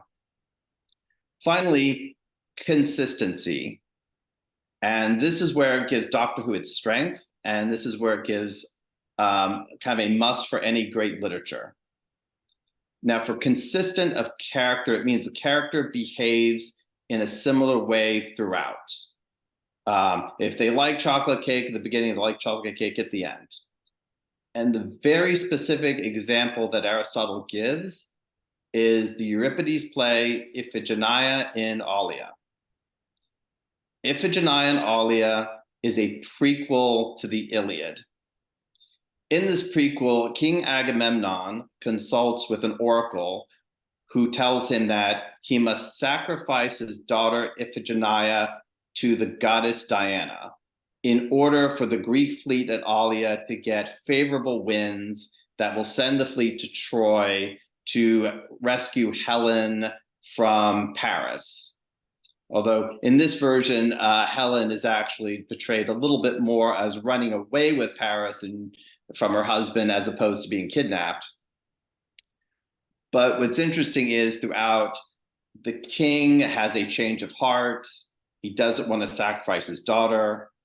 The daughter and the mother were sort of given a ruse that she would marry Achilles, and that is why she's in Aulia. Of course, Achilles discovers this, and he starts, teaming up against the sacrifice. And where Aristotle had the problem is with Iphigenia herself. Iphigenia is given 2 speeches in the play. The first speech, She is a young girl, and she's tearful. She's heard her father's plan to sacrifice her and murder her for the sake of the Greek fleet. She's crying and tearful. How could you do this to me, Father? I am just a poor innocent with my life ahead of me. And then her second speech at the end is a flip-flop. She flip-flops herself, and suddenly it is noble to sacrifice my life for the Greeks. It is better to sacrifice for the Greeks and the great cause than it is to live a life of marriage and children. And King Agamemnon, Father, do not feel bad. You must sacrifice me. It is better for me to die. Do not shed tears, which of course Aristotle hated. He hated that big change. And what's actually helpful in comparing this to Doctor Who, the play was finished by another playwright after Euripides passed. So we have a good example of what happens when a second writer comes in on an ongoing story and the challenges. And actually, just as an end, I'll wrap up just as an end of what happens. It has a happy ending. Diana kind of swoops in. Iphigenia is swapped for a stag. The stag is sacrificed to Diana for the fleet to get favorable winds to go off to Troy, and Iphigenia goes to join the gods and live with them. And then we set sail for the Iliad. Now, I would say consistency of character is not the same as continuity. So through 60 years, there are naturally going to be continuity issues. And Jonathan just talked about comic books, which are naturally always filled with those. Spider-Man somehow is capturing the same story arc from the 1960s and 70s with Gwen Stacy and the Green Goblin into contemporary, as if they were all one story happening. Naturally, Doctor Who will face some of the same things with different writers. But its durability is the Doctor's consistency of character. And I loved something that Mark Strickland said. He said, don't look behind the logic sometimes. And a good example of continuity is The Timeless Children, where the Doctor, it's revealed that the Doctor had several past lives that she doesn't remember. She's not from Gallifrey. And we've suddenly kind of thrown the continuity a little bit out of whack, which to me seems like something they would do in America, like take an ongoing show and try to throw in a big twist for the sake of it. 2 minutes. But the thing is, continuity has been throughout Doctor Who. For example, in The Deadly Assassin, the Time Lord guards are being killed and shot left and right and don't regenerate. Now, the Doctor's character. The Doctor, I think, is eccentric, always a little, odd or weird at times, doesn't really blend into his or her surroundings. The Doctor is a pacifist. I note that in Earthshock, the Doctor in self-defense kills the Cyberman leader when he's on the TARDIS, and also brandishes a gun even at one point. But overall, and I think Mark Strickland said this very well, I had to write it down, the Doctor never uses violence. The Doctor uses science to save the world. The 1 minute left, Scott. Oh, sorry. So I will just jump quickly then.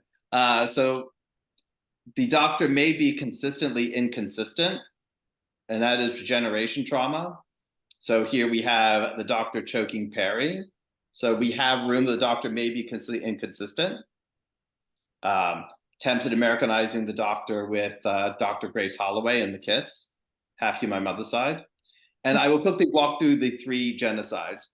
So in the War Games, the Doctor, when encountering a civilization that has soldiers being drawn from out the universe and killing each other, the Doctor moves to self-sacrifice. He contacts the Time Lords and has them intervene at the expense of himself. In genocide number 2, the trial of a Time Lord, this case, the Doctor is falsely accused of committing genocide. And ultimately, by exposing the Valeyard to be the master, is able to prove his innocence. In Day of the Doctor, the War Doctor, quote, kills the Time Lords, or believes to, with the moment. And where I'm saying the War Doctor is out of character lies with Paul McGann, Night of the Doctor. So the War Doctor is clearly established as a derivative doctor, as not even the other doctors in the episode Day of the Doctor treat him like he's not one of them.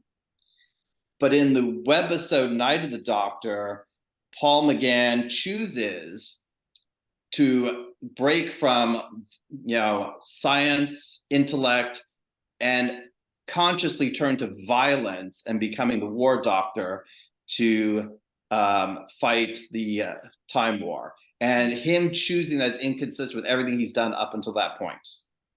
And that's where he's breaking. But I will end with this, because I know I'm probably at like seconds are over.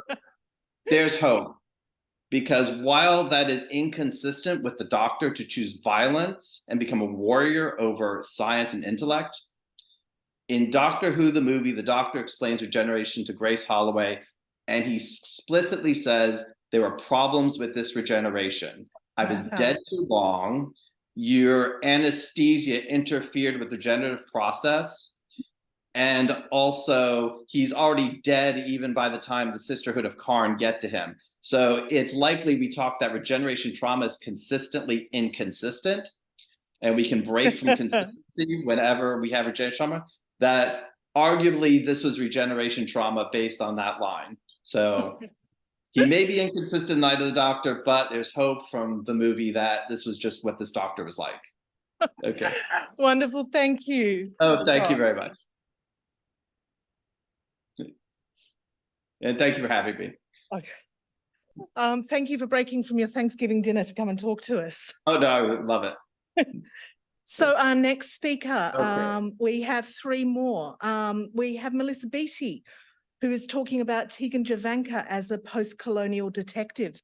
Melissa is a recovering classicist who was awarded a PhD in theatre, film and TV studies from Aberystwyth, where she studied Torchwood and national identity.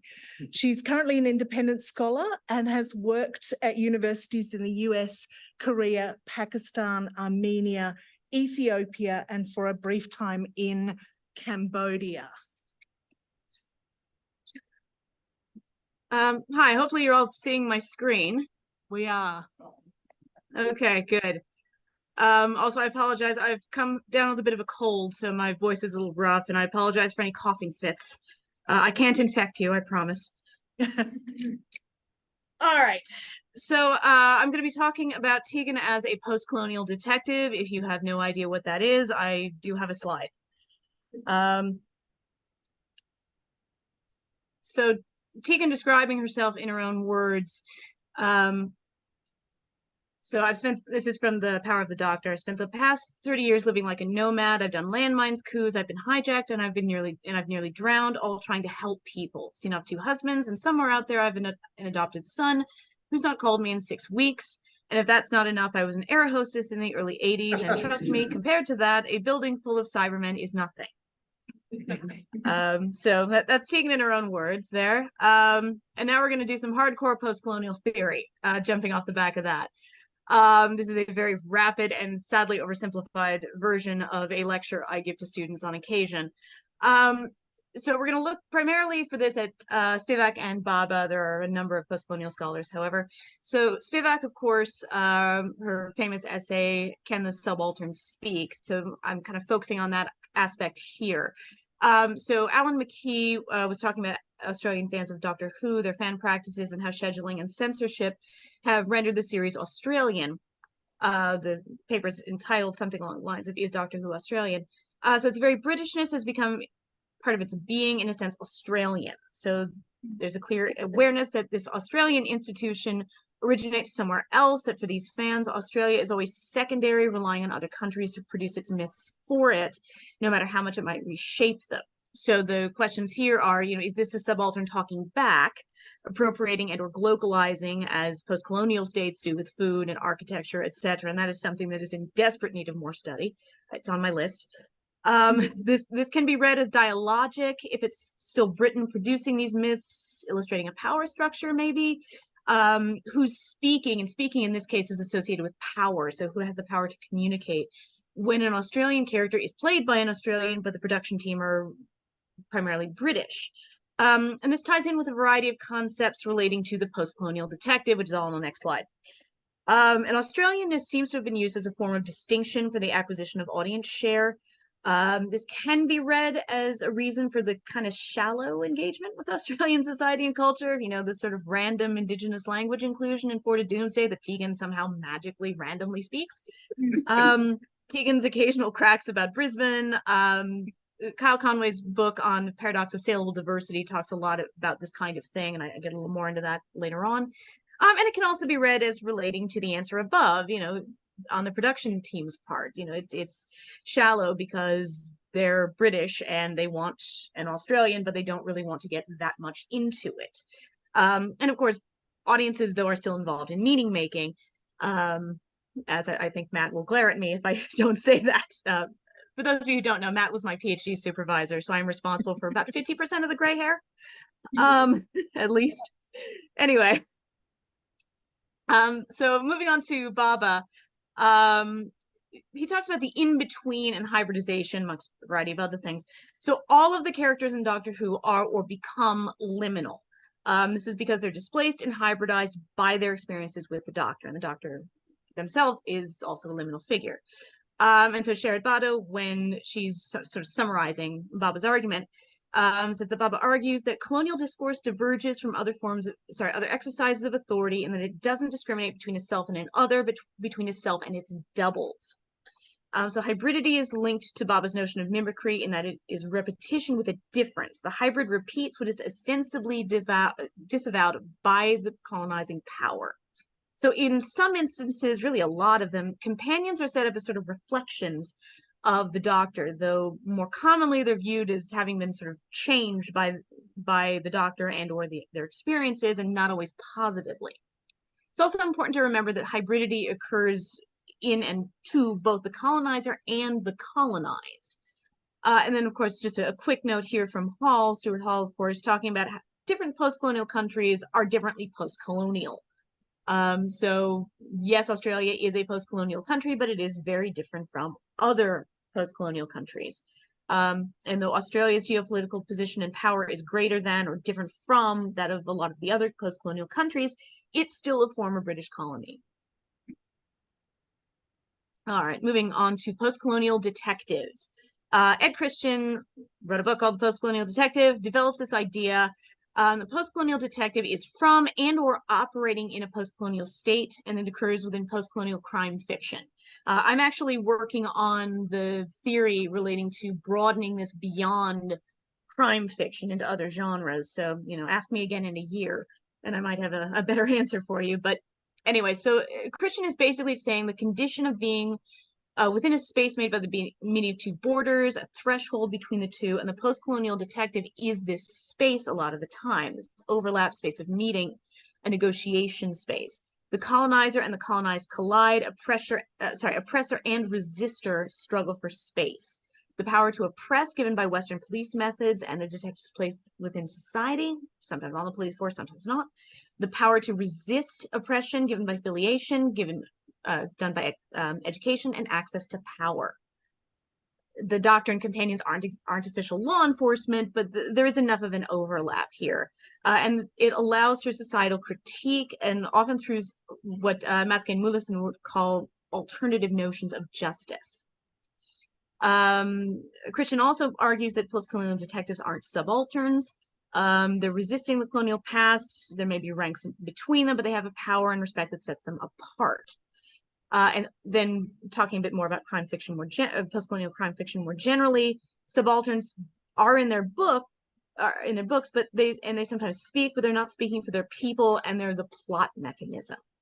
However benevolent the impulses, accurate the observations, they are doing unavoidable violence in the sense of symbolic violence in Spivak's terms to the people they imagine and write about, and they're intermediaries between cultures. So this kind of brings up this question of, all right, so is a companion from wherever inherently subaltern? Can they be elevated to non-subalternity through the Doctor's influence. Does that make the Doctor a colonizer or a civilizer, kind of playing into those colonialist tropes?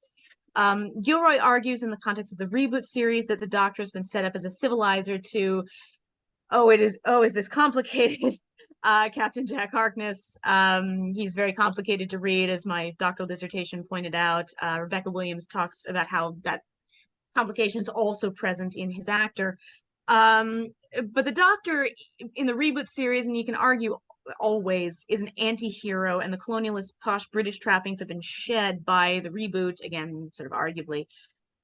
Certainly available in Classic Who.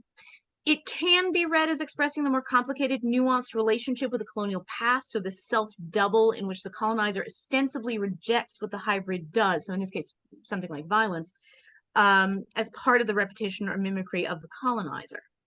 So, 413, where the 10th Doctor realizes that his former companions are now all effectively living weapons. But moral ambiguity is a very common feature of post-colonial crime fiction, especially the American-associated hard-boiled type crime fiction, which usually involves something like a private investigator, which you can sort of see the Doctor analogizing as. And of course, the US and Australia evoked the idea from Hall about different countries being differently post-colonial. Okay, so my argument for Tegan as a post-colonial detective. So like all companions, she's changed by and changes the Doctor by her experiences. She is liminal and hybrid. She has the power to oppress and or defend, given to her by, and all the companions have this, by affiliation with the colonizer or the authority. So Tegan becomes basically a freelance operative along the lines of Unit and Torchwood and Sarah Jane in order to help people. And she then subsequently, at least last time we saw her, joins up with Unit and law enforcement and authority generally in order to do this. She utilizes the skills and perspective she learned from being with the Doctor, but she also views the Doctor as abandoning her, even though she left him voluntarily. So complicated relationships between former colonizers and post-colonial states, cultures are very, very common. Again, it's something that is in desperate need of more study. It's on the list. So the Doctor as power and as empowering. 5 in particular was very strongly connected to the posh Englishman type. So it can be read as sort of affiliated with the colonizer and colonialist concepts as in that way. The Doctor as civilizer, or at least as a representation of civilization in the sense of being Gallifreyan or a Time Lord, to uncivilized humans and uncivilized other aliens. But of course, the Time Lords, including the Doctor, have been critiqued, especially with regard to power. But the Doctor does at least feel some guilt over the impact of various subalterns, his companions included, and it's characterized in what can kind of be read as a post-colonialist or anti-colonialist metaphor. So, for example, the fact that the Mara in Kinda and Snake Dance, and I actually have a chapter in Outside In Regenerates, which just came out, which touches on this. So the Mara is a manifestation of evil, and when they're speaking or controlling or arguably colonizing the Australian Tegan, she is using RP. She's using received pronunciation. So that does, and of course that experience leaves her traumatized, and you can read this as an anti-colonialist or as a colonialist metaphor. There's a lot of colonial metaphors in Snake Dance in particular. That it's the Doctor who saves her, albeit with Indigenous help, can be read as arguing for the colonizer to respect or work with the colonized or post-colonial to ameliorate the damage. While the Doctor does feel responsible and guilty for Tegan's predicament, again, this is particularly in Snake Dance, the series stops short of actually blaming him and or elite British people, or even making him genuinely responsible. He feels responsible. He's not. It's not his fault for once. So we're not quite acknowledging direct responsibility for the damage British colonialism has done, but, PSB, licensed fee funded, Auntie Beeb was in charge and still is, so, Anyway, the shallow engagement with Australian society culture is quite similar to how Christian describes subaltern, so basically plot devices to help critique the dominant culture, colonialist or otherwise. Use of something like this for industrial purposes or distinction should not in and of itself necessarily diminish the fact that Australia is represented. That kind of fallacy of art culture love versus commercial crassness thing. The shallowness can relate to saleable diversity, however. Very quickly and oversimplifying, Conway's argument about the paradox of saleable diversity basically says that a balance needs to be struck by a production team between wanting to show a diverse group of characters, but in order to make them palatable to a big enough audience share that the text is viewed as saleable, that will limit the expression of those characters. Frequently, it limits the emotional expression of those characters. Conway was talking specifically about a Canadian show called Little Mosque on the Prairie. It's a fantastic book. I highly recommend it. But I think you can broaden out the concept to other places. I have a paper and review which does that. So once the peer reviewer gets back to me, we'll see how well it worked. Anyway, this does imply, however, that the British production team were speaking for the subaltern Australians, arguably putting words in their mouths rather than letting the Australians speak for themselves, either diegetically or extra-diegetically. Christian argues that post-colonial detectives are not subalterns because they have access to power. Companions, including Tegan, begin as subaltern, but are hybridized and elevated to detectives by filiation with the doctor. This filiation leads to mimicry by the post-colonial hybrids. We have the self-double idea again, and not always in the way that the colonizer authority doctor expected, intended, or wanted. Mimicry, however, does not preclude adaptation, localization, innovation, etc. It's not it's not a case where they are uncritically necessarily mimicking. And this is not exclusive to Tegan or Australians. The doctor has nuanced, complicated, and mildly problematized civilizer, colonial power, or its representative for humans, the galaxy, the universe. Maybe not. I do think you need more data, particularly on non-British companions and recurring characters. I think there are enough of those running around now that you can probably get a decent audience research study done. Again, on the list. I will get around to it. Here's my works cited if anybody's interested. And thank you very much. Thank you, Melissa.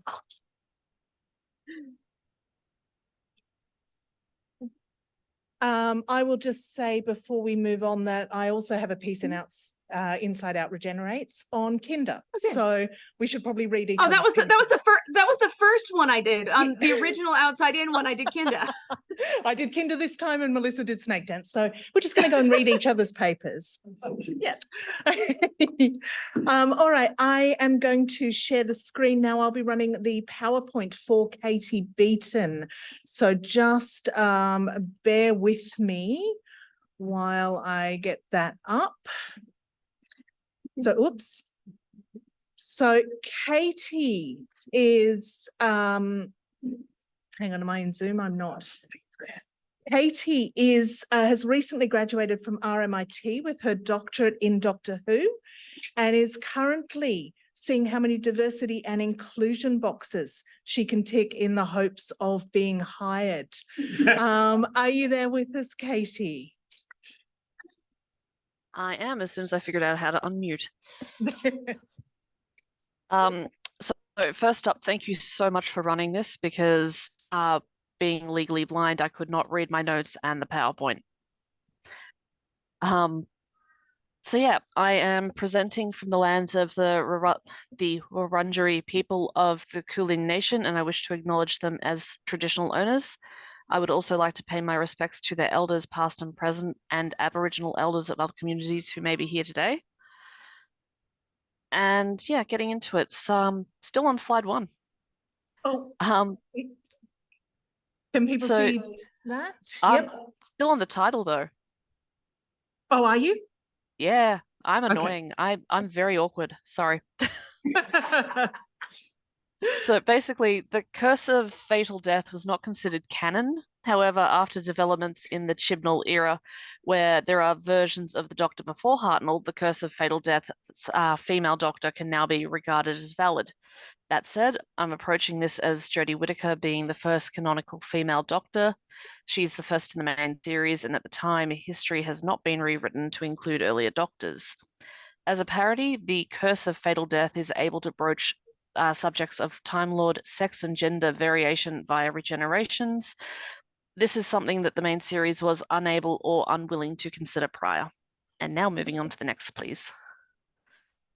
The journey to the first female doctor, or at least the implication of Time Lords regenerating into the opposite gender, has roots as early as 1964.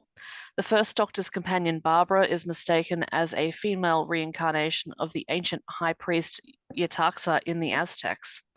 Fast forward to the 1980s, and Sydney Newman weighs in on how to keep the show going. His advice to have a female doctor is ignored, and the show is soon cancelled.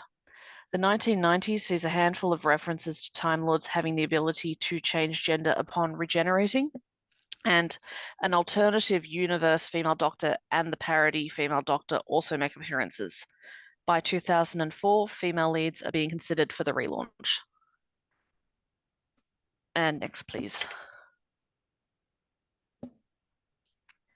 Talent, both on screen and behind the camera, become more outspoken in support of a female doctor. References within the main series change from subtle to explicit in 2011. The episode The Doctor's Wife features the Doctor talking of a deceased Time Lord. The Corsair had been both male and female throughout their regenerations. A novelization of The Master explores the idea of a female embodiment of the character. It's unclear if this is Missy or another version of the Master. Sylvester McCoy also takes the opportunity to remind the public who is more handsome between him and Paul McGann. Next, please. Coming up on a decade post-launch, the foundation is being laid thick for the arrival of the first female Doctor. The Master regenerates into the Mistress. Missy quickly proves herself to still be the Master, just with a new avatar. A male Time Lord regenerates into a female on screen, and the Doctor discusses Time Lord gender with Bill. And finally, the Doctor regenerates into the first canonical female Doctor. Next, please. There are 2 high-profile telethons in the UK each year. Children in Need has been raising money for disadvantaged youth since 1980, and Comic Relief is not far behind, launching in 85 and known for Red Nose Day appeals. Doctor Who has been heavily involved in both charities throughout the decades. These specials allow for parodies, anniversary episodes, and crossover episodes with other popular shows. Some of these specials are now considered canon, but not all. Next, please. The 5 Doctors is a feature-length episode. It pairs Doctors from 1 to 5 and their companions. They must solve the mystery of who is kidnapping Doctors from his various time streams and placing him in Gallifrey's death zone. It was released to coincide with the Children in Need telethon. Meanwhile, Dimensions in Time sees Doctor Who meet EastEnders, which is more than unlikely, but here we go. The Rani traps the Doctor and their companions in the EastEnders' iconic Albert Square location, and it did serve as a final televised story for the 7th Doctor and Ace. Just a quick tangent to mention Destination Skaro and the statements about the changes to Davros. I can only speak for myself, but as a person with a disability, I do find the stance taken problematic. I appreciate the sentiment and what is trying to be done. However, Davros is not evil because he is disabled. Davros is evil because he is a genocidal maniac. Yes, in the past, disability has been portrayed as other or to indicate evil. Erasing that aspect of the character does not change the history. I believe it would better serve both the disabled community and the fandom as a whole to create positive representation with new characters while retaining the old. The risk is to swing too far in the other direction. People with disabilities are still people. We are good, bad, and everything in between. Trust me, I know. Next, please. I want to highlight 2 Comic Relief specials before I get to The Curse of Fatal Death. The Catherine Tate Show skit featuring David Tennant as the new English teacher remains one of the funniest specials, and over a decade later is still highly rewatchable. I mentioned this as Catherine Tate and David Tennant will soon appear together once more to much anticipation. The special From Raxacoricofallapatorius with Love is unique in that it is an episode of a spin-off of Doctor Who. The special of the Sarah Jane adventures appeals to fans of all ages and emphasizes how important Sarah Jane as a companion has been to Doctor Who as a whole and as one of the more powerful female characters before we ended up with a female Doctor. Next, please. So if you've got ADHD, you'll appreciate the fact that I'm bouncing here, there, and everywhere. And if you don't, thank you for bearing with me. Given the influence Stephen Moffat has both during his time as showrunner and prior, I felt it was beneficial to touch upon his history with Doctor Who, both overall and specifically with the Curse of Fatal Death. Rather than having me go into detail, I'll let you check out the timeline. And next slide, whenever sighted people read things. So parody is powerful. Just look at Galaxy Quest and its place within Star Trek. When the audience is familiar with the idea of these types of comic relief specials and are ready for a laugh, comedy can be harnessed for more than humor. The familiar beats of the story combined with comedy tropes allow for character exploration that might not be found in regular episodes. The audience does not feel pressured to accept ideas as a special is a one-off and their only expectation is to be amused. Next, please. Now we're actually where I should be.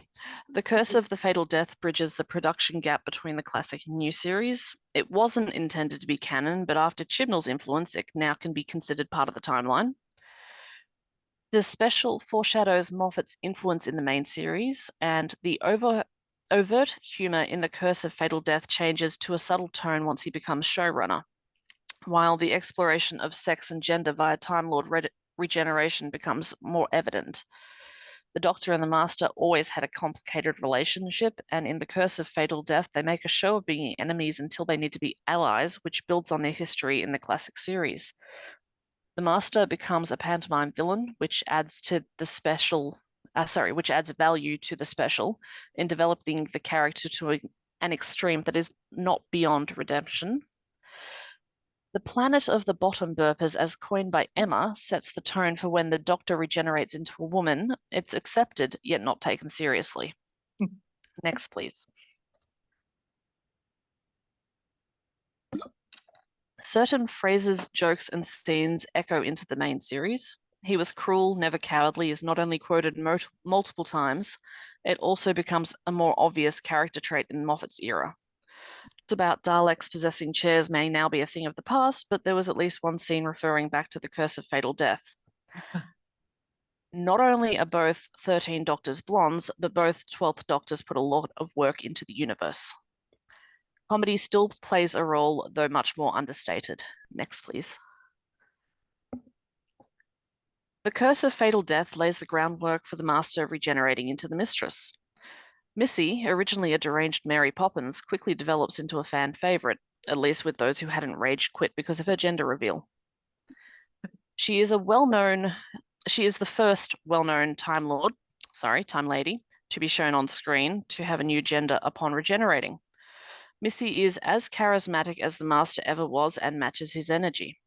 Her relationship with the Doctor remains unchanged, continuing to develop with expected complexity. Missy is still the Master and character drives her story, not gender. Next, please. In The Curse of Fatal Death, the audience laughs at a female regeneration while on screen the companion struggles. In the main series, the 13th Doctor's companions never knew her to be any other gender, accepting it, while the audience struggles. For the first 50 years, the audience had the expectation the main character was a man, while women were companions or assistants. As with Missy, Doctor stories are still Doctor stories, not female Doctor stories. She is still the Doctor with traits of 1 through to 12. In the end, the gender of the Doctor is rarely relevant. It is simply a background aspect of the character. The Curse of Fatal Death highlights how comedy can be used to address the taboo. It planted the seeds for our 13th Doctor. Without it, we may still be looking at another white male embodiment who is still not ginger. And I'm done. Oh, thank you, Katie.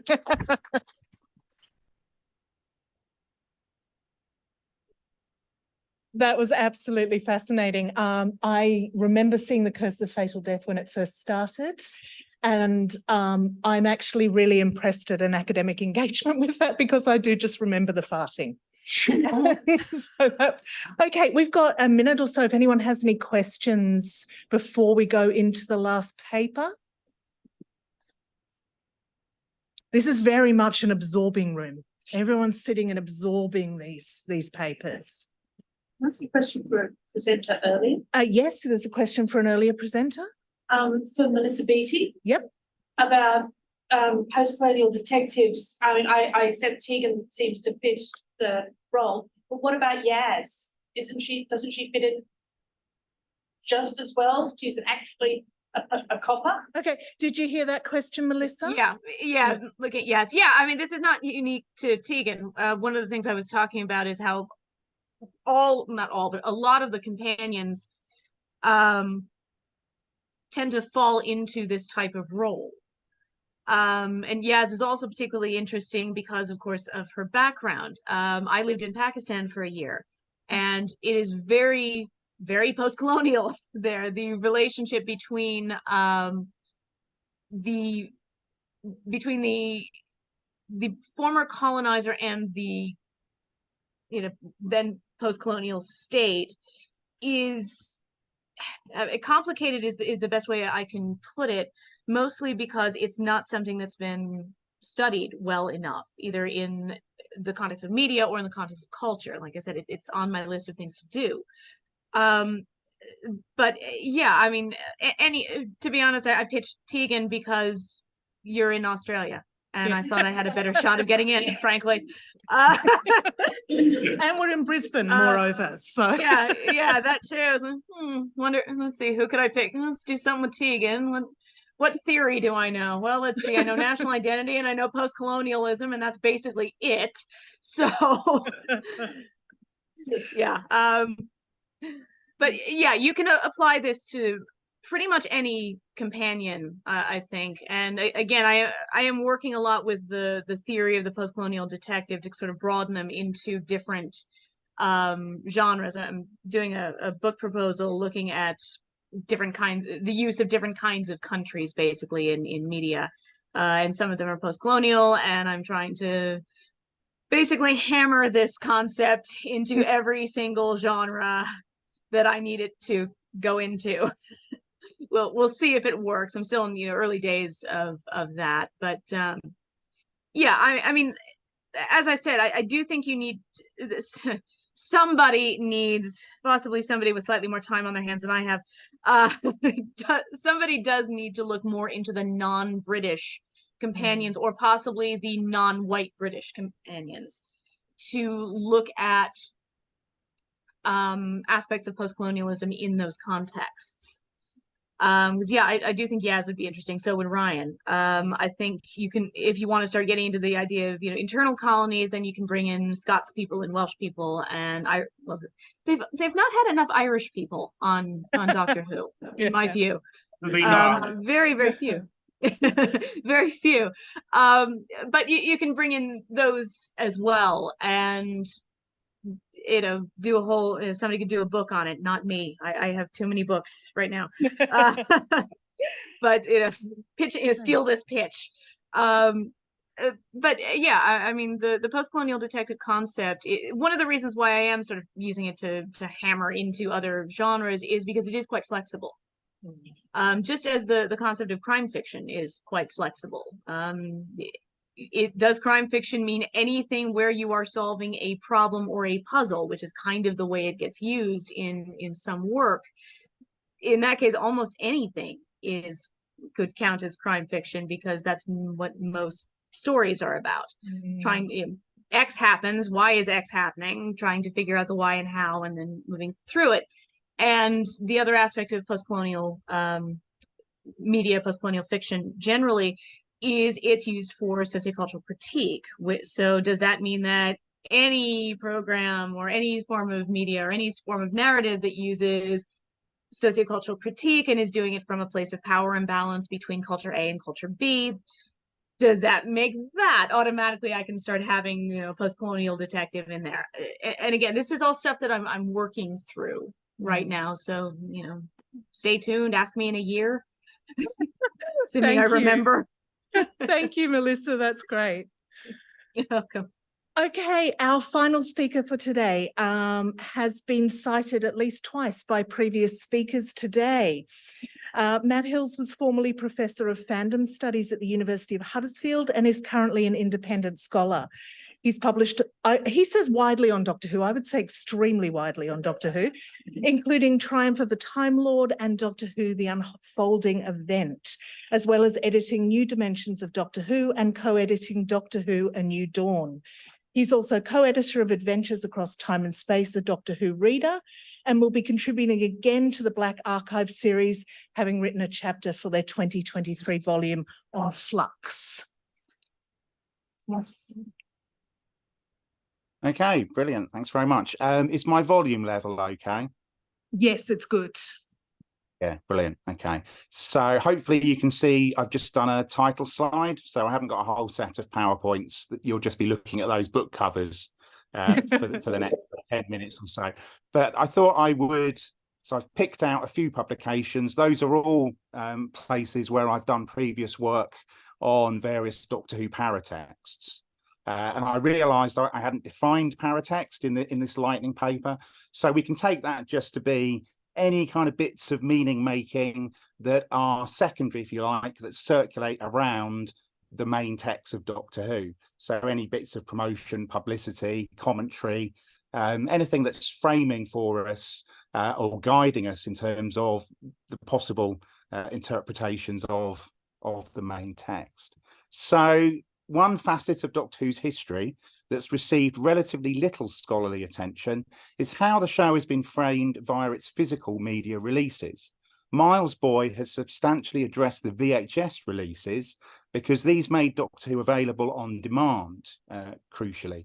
But waves of DVD releases beginning in 1999, and especially Blu-ray season collections from the first box set in 2018, I want to suggest have remained very much underexplored. So as per my title, I want to consider Doctor Who DVDs and Blu-rays as kinds of paratextual upgrades, which revitalise framings of the show's texts and histories in a series of ways. Boyd does examine the DVD range, albeit briefly, noting that the DVDs constituted what he calls upgraded products at the time, whereby, and I quote, Who became available in a range of quality editions, replacing what he refers to as sometimes dodgy videos. However, he suggests essential tension at the heart of Doctor Who's sell-through releases, that processes of improvement seem never-ending, often technical or technological, and yet at the same time there's a logic of definitiveness, which came to animate much turn-of-the-century activity. So that was when the DVDs were beginning to be released.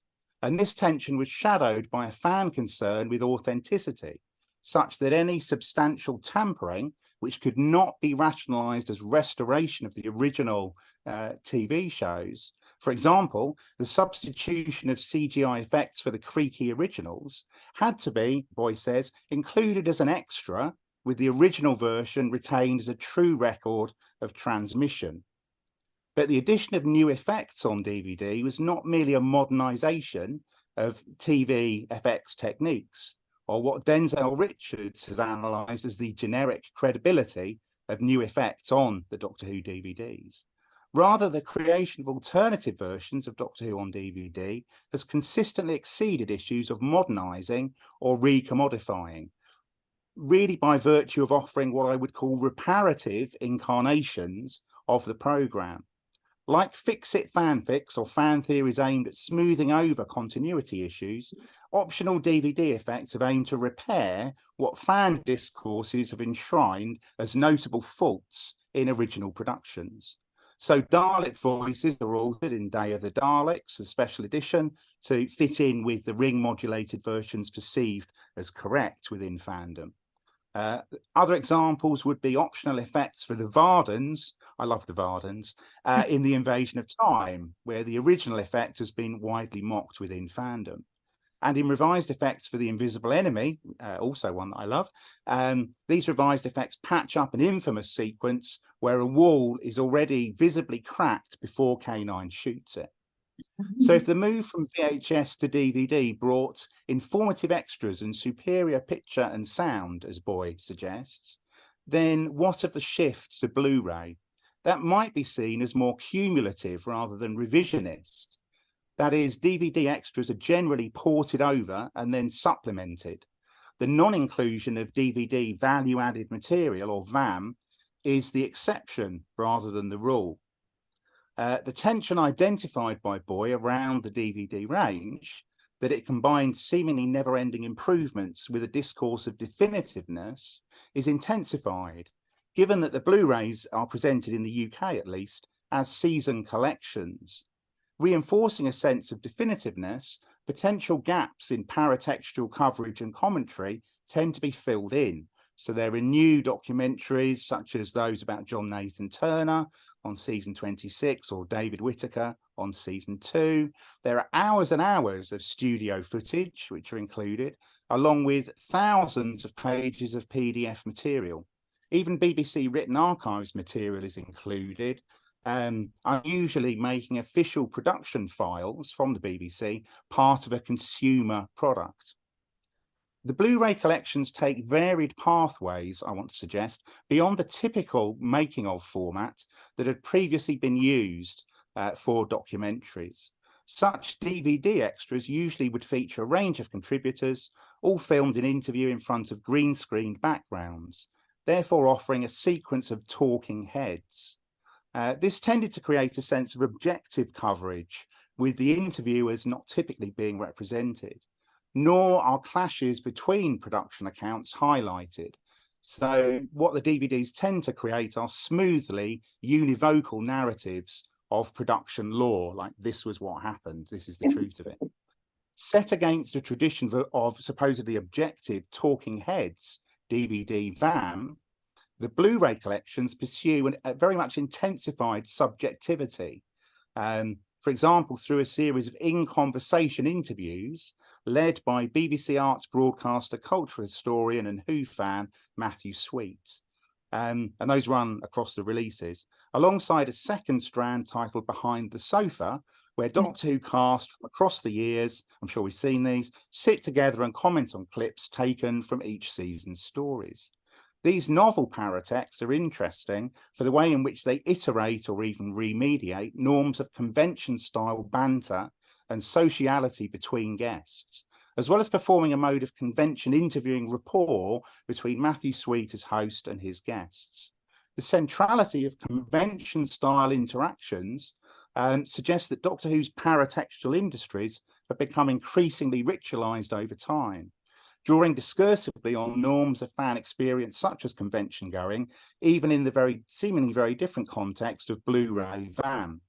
Behind the Sofa does not rely on Doctor Who actors displaying knowledge of their era, however. So it's not about objective expert kind of views, the people who were there at the time. It mixes up actors from different eras of the show. So you get people commenting on versions of the programme that are unfamiliar to them. There's a novelty to the remixed personnel featured on Behind the Sofa. We get to see Sylvester McCoy and Colin Baker reacting to the Five Doctors, for example. Perhaps indebted to the success of audience reaction shows such as Gogglebox, this VAM strand nevertheless relies on the subcultural celebrity of Doctor Who cast members. For instance, Janet Fielding, the aforementioned, and Wendy Padbury playfully enact a sniping rivalry, which seems to partially replay the convention popularity of Fielding's infamous spats with Peter Davison, which are also play-acted for effect. Since the interest of Behind the Sofa lies in getting a genuine response to material, it's often the case that actors and creatives make comments that are plainly wrong. It's the so they get facts wrong and all sorts of things wrong. It's the authenticity of their reaction rather than their subjective response, rather than any privileged position of supposedly objective knowledge that the format stresses. And it's very much the banter and sociality of these Who celebrities, I would argue replaying versions of their on-stage performances as convention guests, that tends to carry this paratextual format. And then I want to move on to think a little bit about the in conversation second strand of kind of recurring new Blu-ray extras. So in conversation resembles more of a headlining interview at a con. Tom Baker was the subject on the first Blu-ray collection release, season 12. And coming up to date, Janet Fielding and Sarah Sutton are featured on the most recent release from earlier this year, season 20. Fielding makes a point of thanking Dr. Sweet at the interview's conclusion. Matthew Sweet's approach is consistently well researched, as one might expect of a trained historian. He draws out unexpected lines of questioning, such as using a detailed chronology of the filming of season 20 to ponder how, and so this is a question he poses to Fielding and Sutton, while you're in rehearsals for Snake Dance, he says, the Falklands War breaks out. This collision of UK politics or current affairs of the day and whose production paperwork that he's using to reconstruct the chronology is fairly unusual. Was TV Centre a little bubble, Sweet inquires, or were the stars of Doctor Who aware of the buzz of BBC news gathering at such an odd moment in the national culture? And he again takes some unusual tacks in the In Conversation with Philip Hinchcliffe on season 14, asking about Hinchcliffe's childhood anxieties, not a common kind of interview question, perhaps in an attempt to stitch together autobiography and Gothic Doctor Who texts. I'm not going to be psychoanalyzed now, Hinchcliffe parries, in an amused manner, so he sort of bats that away. Sweet also suggests that moments of surrealism in Hinchcliffe's stories, such as the clown in The Deadly Assassin, are reminiscent of art house cinema. For instance, he suggests that in The Seeds of Doom, where Keeler is served raw meat on a silver platter, that would fit quite nicely into a film like The Discreet Charm of the Bourgeoisie. Hinchcliffe concedes to being a fan of Buñuel, and Sweet then muses, a little world is opening up for me, he says, in terms of understanding the era anew. The tone is very much, as I hope I've communicated, one of well-educated and idiosyncratic, unusual cultural reference points. Like asking Janet Fielding and Sarah Sutton about the Falklands War, this is absolutely not a typical Snake Dance question. Sweet brings an aura of cultural capital to his interviewing, rather than just drawing on fan knowledge. In line with this ambience of cultural capital, Sweet also stresses Hinchcliffe's status as a Cambridge graduate, and Mark Strickson mentioned Terence Dick's education earlier on. At times, the discussion takes on an academic tenor between Sweet and Hinchcliffe. Hinchcliffe is asked about the teachings of F.R. Leavis, who he encountered at Cambridge, on the great tradition and formalism, so an anti-cultural studies position, which Hinchcliffe rejects explicitly. He also recalls seeing Raymond Williams as a star lecturer at Cambridge. I kind of wished Matthew Sweet would have asked more about cultural studies, but he stops at that point. But Sweet does playfully respond to Hinchcliffe's closing observation that his era of Who has entered the TV canon. Sweet says, in this late period, you've become a Leavisite, teasing Hinchcliffe. So again, this is quite an unusual way of framing the Hinchcliffe era, and much more subjectively based on digging into Hinchcliffe's university experiences and education. The Blu-ray collection releases have also innovated by including mini episodes, which function as promotional content for each new release, dropping online when a box set is announced and when it goes on pre-order. These promotional textual hybrids, starring companions and sometimes relevant doctors, are thus liminally both Doctor Who texts and advertising paratexts, bits of promotion and publicity, acting as a curious kind of diegetic teaser or diegetic trailer for new sell-through Who. To sort of end on a 60th anniversary note, Pete McTighe, who's written these mini episodes, notes that they recently inspired, he claims, the Tales of the TARDIS 60th anniversary short films on iPlayer. Similarly, these two are a specific kind of what Jonathan Gray would call entryway paratexts, being deliberately designed to introduce and precede the main text of classic Who stories. So my timer says I've been going for 14 minutes, and I just want to do a literally a conclusion, paragraph of conclusion. So I've argued that DVD was an upgrade to sell through Doctor Who on VHS, not just technically and informationally, but also notably via reparative incarnations or versions of the show, especially those involving alt special effects. Blu-ray has been a further upgrade, I've argued, again, not just technically or informationally, but this time via a newfound or more exaggerated aura of cultural capital, and the iteration or mediation, I've argued, of quite strikingly convention panel practices. Intensified subjectivity rather than a supposedly objective factuality of production law has additionally opened up the Blu-ray collections to new forms of understanding where Doctor Who is approached as part of multiple cultural histories, forms of education and personal memories. And I'll finish there. Thank you very much. Thank you, Matt.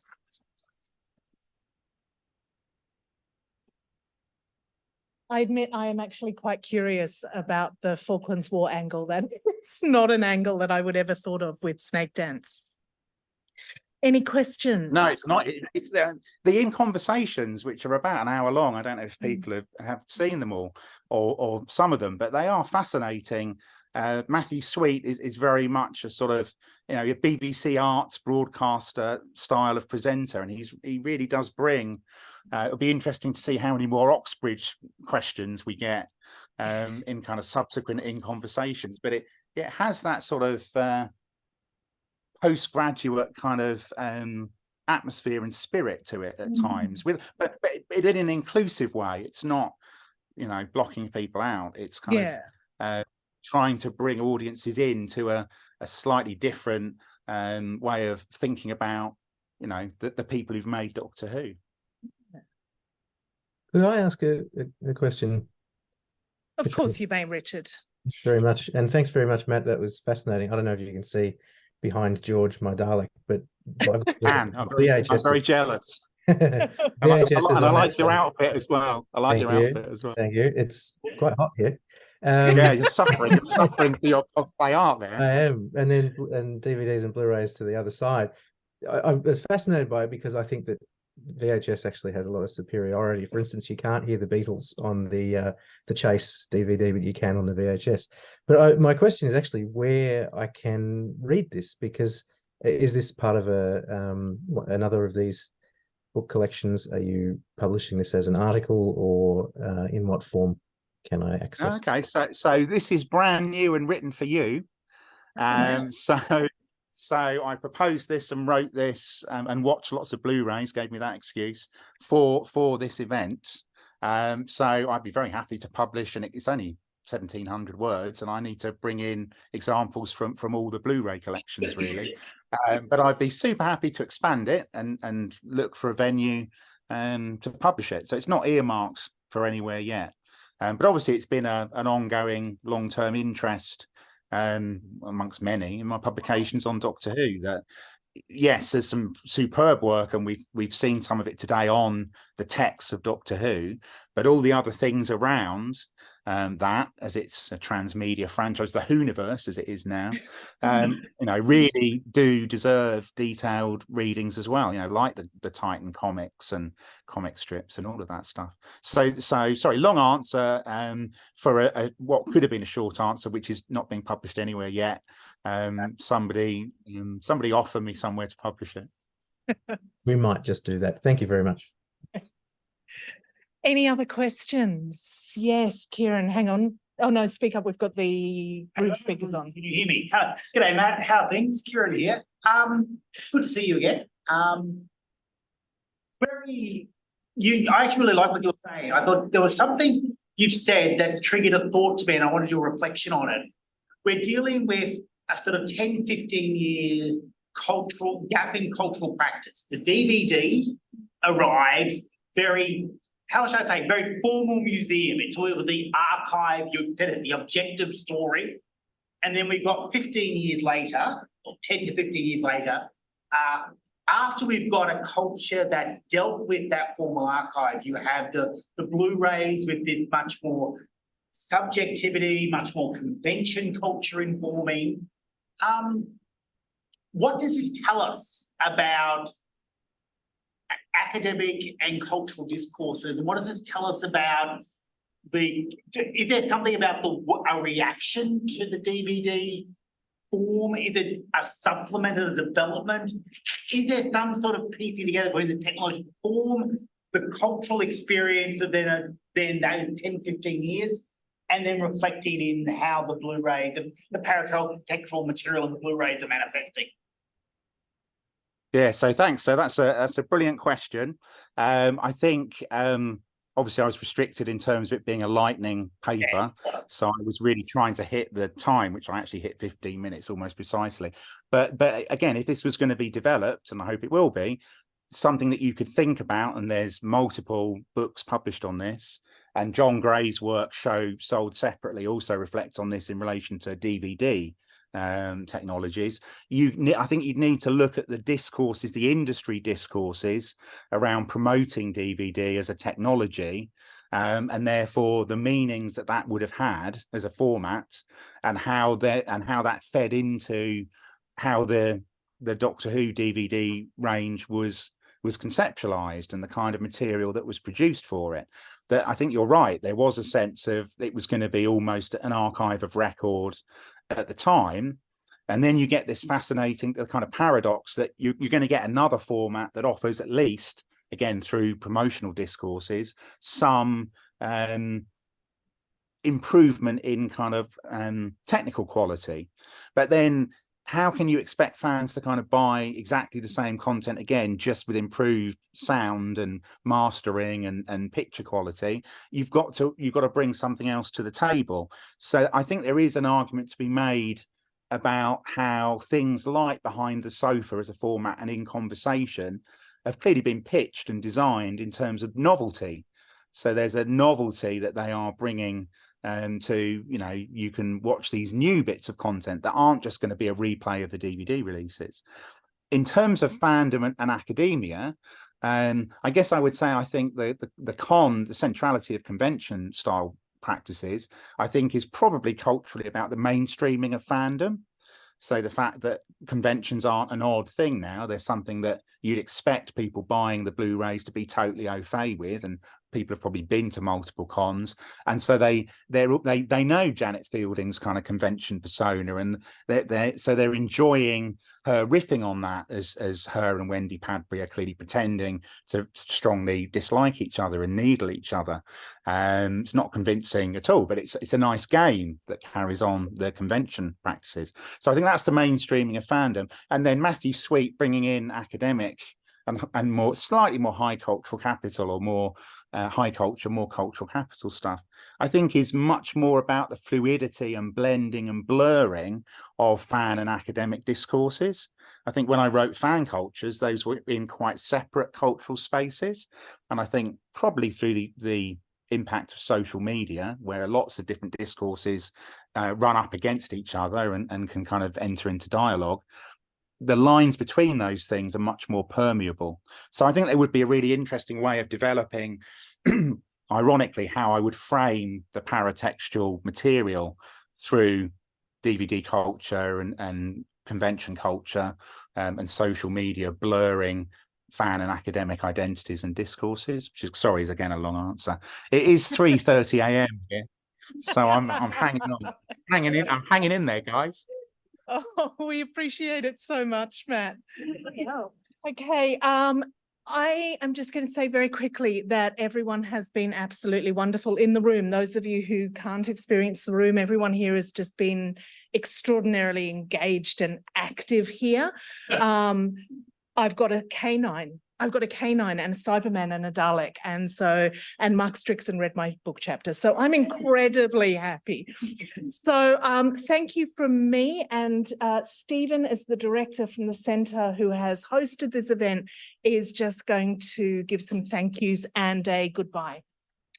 Thank you, Katrina. Thank you very much. Thank you, everyone, for coming and for joining us from around the southeast Queensland, but also around the world. And if a quick glance at those of you online who've identified whereabouts you're from, I'm seeing beyond Australia and New Zealand, Aotearoa, we've got people from Arizona, Hawaii, Chicago, Cardiff, Washington, DC, Milton Keynes and beyond. So really wonderful to have you all here with us. I've learnt so much. The conference, the centre's theme this year was recovery. We were looking at post-pandemic recovery, and Katrina very generously and astutely said, can we stretch that a little bit to celebrate Doctor Who's 60th anniversary and talk about regeneration and rebooting? And it feels like we're right on the precipice of another, not just the Doctor rebooting and regenerating into Ncuti Gatwa, which I think we're all really excited about, and a return to Russell T Davies, but it feels like the franchise is on the brink of a new kind of nostalgic era where we might see some interesting, I don't know, new frontiers, I guess, in gender, sexuality, race, and all sorts of things. Though I have to confess, those of us here in Australia and New Zealand are having to pay for viewing Doctor Who for the first time. We've lost free to air, and I just want to mourn that collectively and wonder, you know, suddenly it's going to be a question about access now. This question of fandom, who can afford to see Doctor Who here, which is a shame. I've learnt heaps today about empathetic connection to character through the Doctor's internal life, monsters, cyborgs, zombies and gods as uncanny to mundane expressions of the Doctor's secularism. We've gone on study tours to Gallifrey, Skaro, Cannes, Mondas and New Earth. I've learnt how to make planets of gold by whacking them together around black holes. We've had trans encounters on New Earth. We've learnt to view the sea as one of the Doctor's most durable companions. We've enjoyed the cross-influence of Doctor Who comics on the show and vice versa. We've looked at regeneration as reinvention via Aristotle. We've looked at Tegan as a post-colonial detective performing Australianness for audience share. We've looked at the Doctor preparing for female and ginger regeneration since the 1960s. And finally, Doctor Who DVDs and Blu-rays as paratextual upgrades. And I will be taking advantage of one of those upgrades. On the way home, I'm going to go and buy a DVD, and that's going to be my Friday night viewing. Thank you. Thank you very much, all of our presenters. Thank you to Bianca Milroy for helping us in the room today. Thank you, Olivia Brown, who's not in the room, but she organised morning tea for us, and she made sure that you all heard about the conference, the symposium. Thank you very much to Richard Scully and Marcus Harms for coordinating and organising the symposium. Really, really grateful. And final big thank you to Katrina for actually pulling everything all together and doing a superb job in the process. So we get to go and enjoy Friday afternoon drinks and some evening DVD viewing. Those of you around the world, enjoy some sleep and some family time. And thank you so much for joining us.